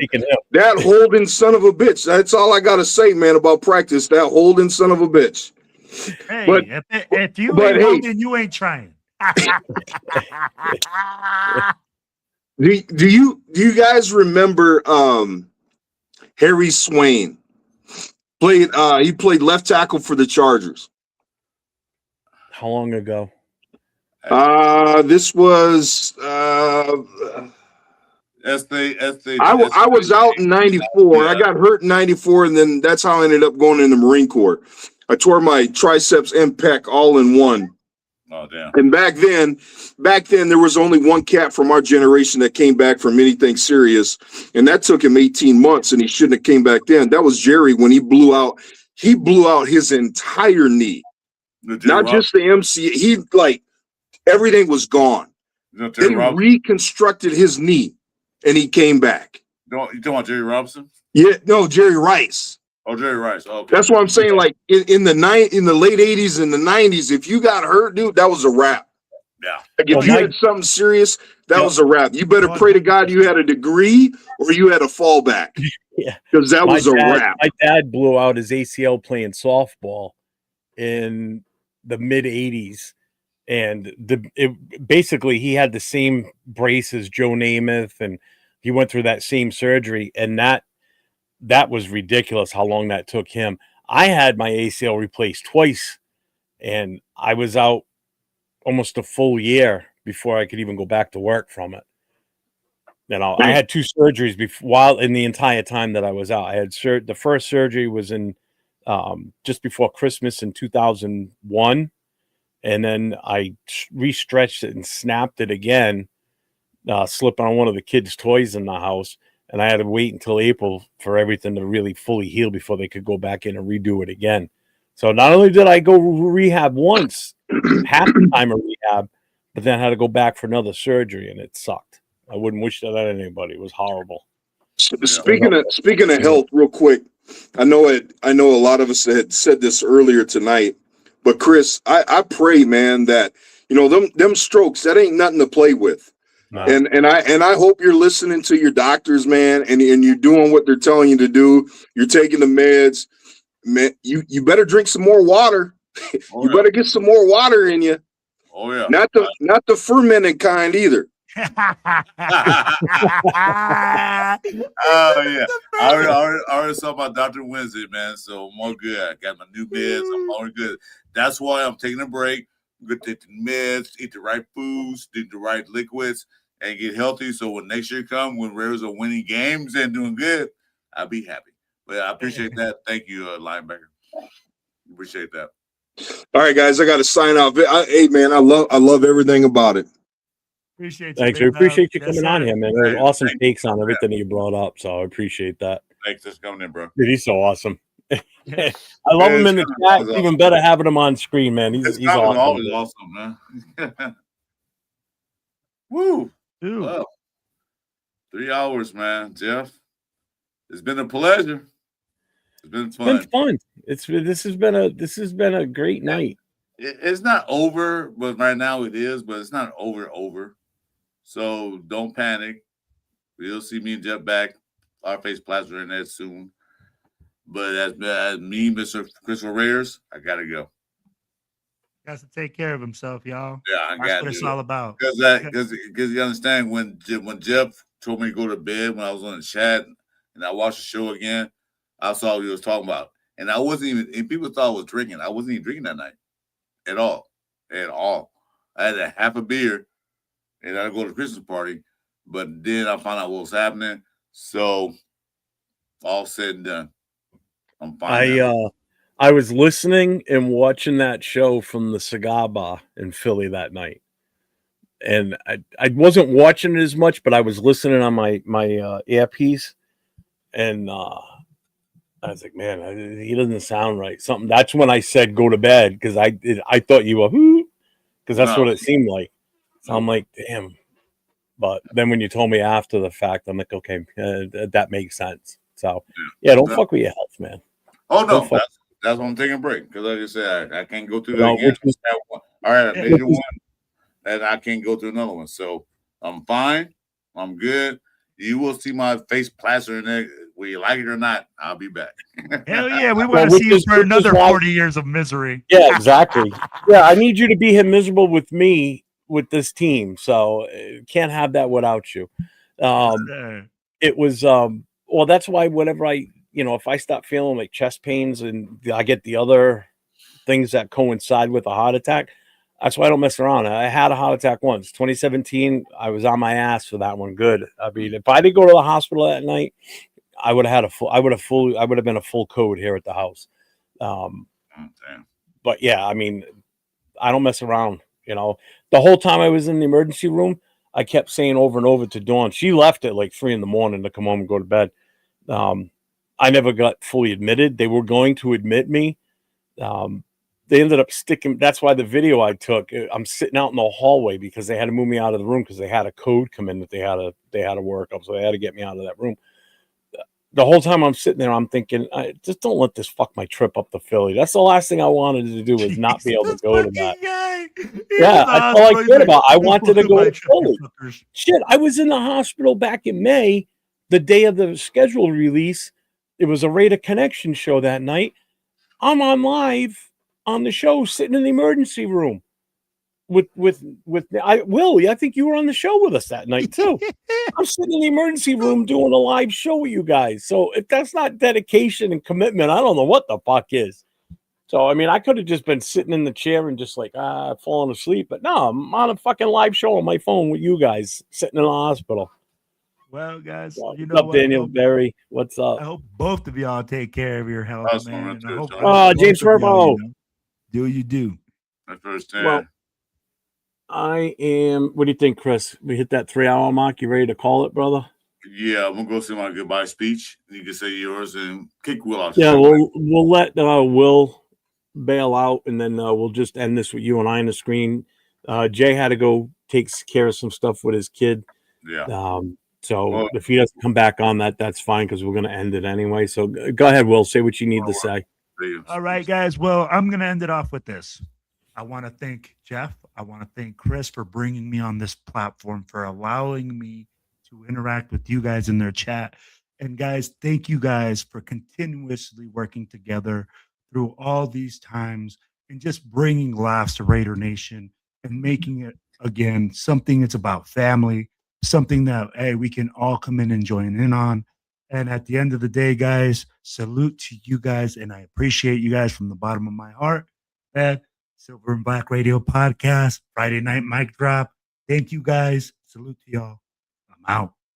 Thank you, Will. We appreciate you. And again, thank you for running that show that Friday night while I was in Philly. I appreciate you. My pleasure, guys. My pleasure. Thanks, Will. Love having you on, and I love doing my shows with you on Tuesday nights also. And I love being with you guys, man. It's an emotional moment for me right now, guys. Literally, I'm about to go cry. Don't be a stranger, because I do have a show Tuesday night with Red Nate Jason. So you're welcome to come in if you like. I'll stop by anytime, brother. You just let me know. Yeah, we're always welcome. Thank you, guys. Thanks, Will. Thanks, Will. Kick me off the stage. Oh, I have no problem with that. Now, we're saying our goodbyes right now, Furpo. So we're not out of here just yet. Because Chris and I are obviously going to say a few things, and then I've got a little outro voiceover that I'm going to play too. But Chris, you want to go first, or? No, go ahead. Put me on main stage. I got you. All right. You know what? Thanks, Raider Nation. Thanks for giving the platform. Thanks for acknowledging me. It's been fun. It's been real. It's not over yet. This is a break time. This is a time to reflect and time to get better. Like everybody know, I talk about my health issues. So I want to get better. Do a show. The best pleasure I had doing this is with my man, Jeff. It's so much fun. I look forward to doing shows with Jeff every day. He says, do a show. I jump out the bed. Let's do it. But it doesn't work without you guys being here for us. The chat, everything's live. Everything's fun. I will miss it. But like I said, might not be over. It might come back. But for right now, we're taking a hiatus. We're done. Jeff's going a different direction. I'm taking a health break. But that's saying to you guys. Salute to Red Nation. We will get better. I will get better. Thanks. All right, you can put it back up.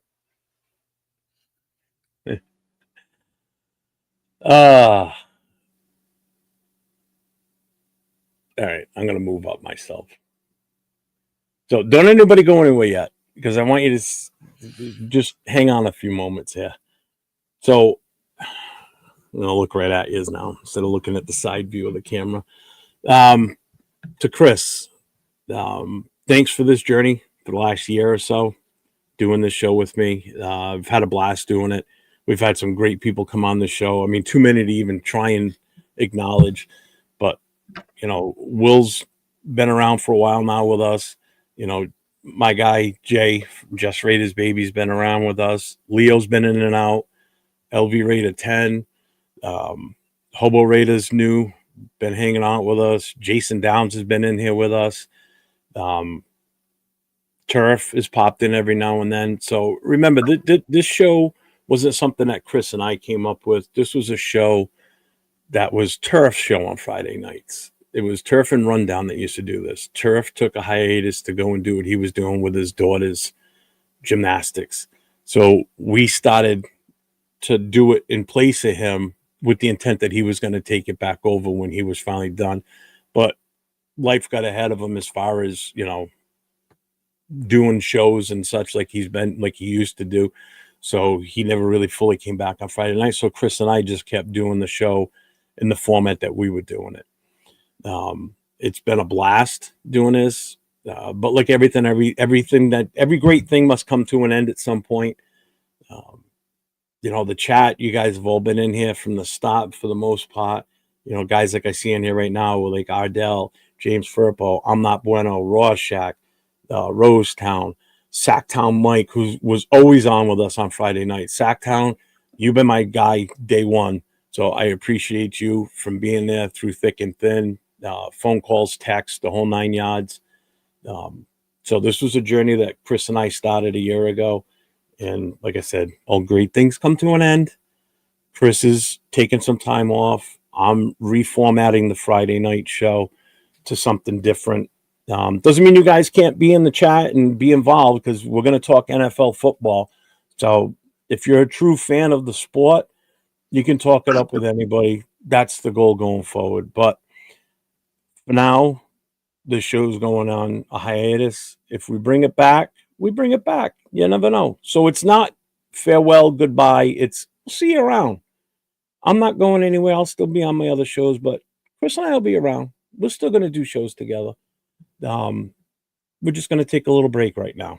So there's nothing wrong with us. We're still A-okay. I mean, we survived tonight with no problem. So it's not like there's no animosity between us.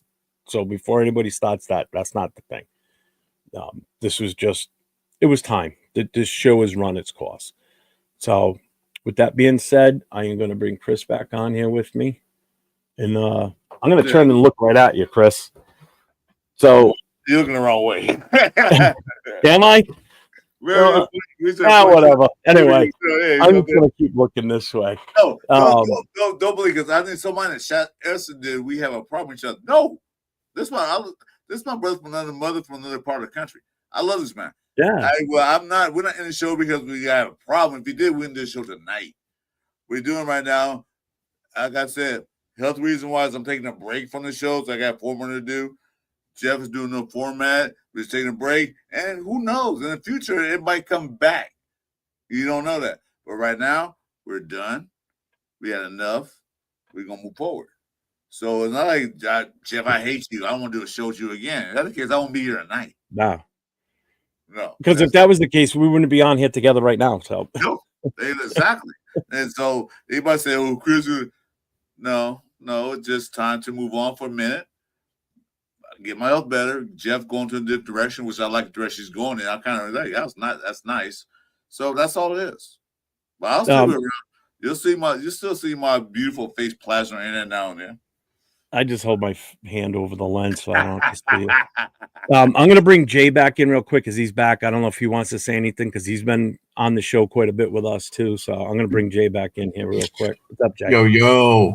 I didn't know if you want to say any final words before we kill it for the night. Yeah, man. Well, hey, it's been fun. We've had good times. We've had some good laughs. You know, it's a closing of one chapter and opening of another. It had to end sometime, as the saying goes. So, hey, man, appreciate you. Hey, I'm always gonna remember that 9-hour live, bro. That was gonna be ingrained. That was a fucking marathon. That was a marathon. I had to do. I had to do it first. I don't know how you did it. Where you just basically like all one shot it. You only took like bathroom and like 5 minutes smoke breaks. That was it. Yeah. And a lot of coffee. A lot of coffee, yeah. So, hey, you know what? Let's do this one last time for James Firpo here. So he's going back from break.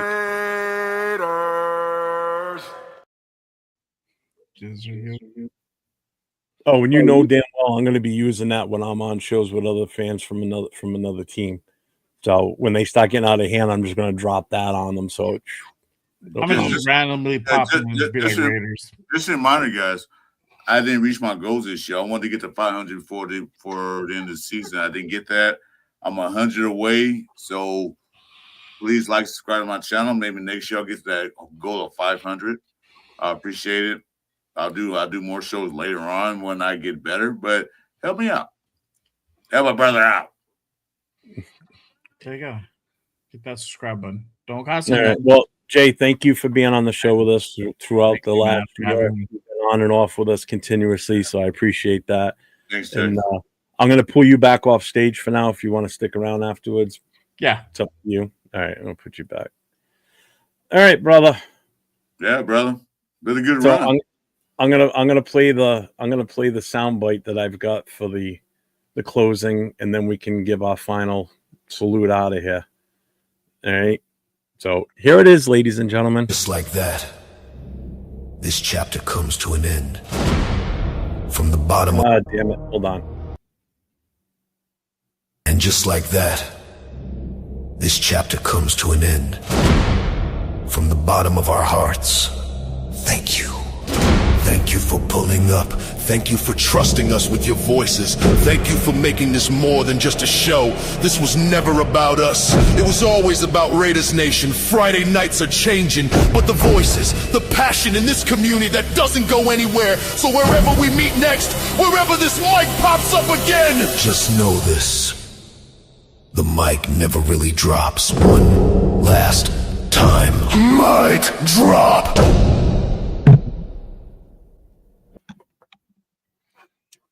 Well, thank you guys for that. I appreciate that. As to your health concerns, that's just me.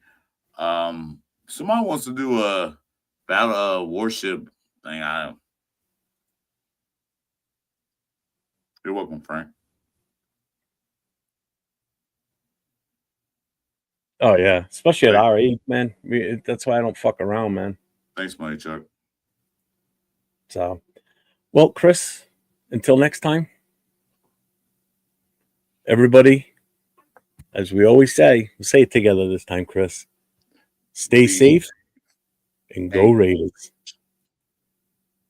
We love you all. Friday night, silver and black. No scripts, no filters, just real fans, real voices, real passion. This is Raiders Friday Night Live. One last mic, one last time. One last mic, one last time. Friday night, lights burn bright, silver and black under Friday light. No timeouts, no disguise, every take, no alibis. From the first pull up to the final word, every voice that needed to be heard. Wins and losses, laughs and pain, we stood tall through every game. One last mic, one last night, silver and black, raise them high, hands up, feel that sound, Raiders in the tone, run it now. One last mic, no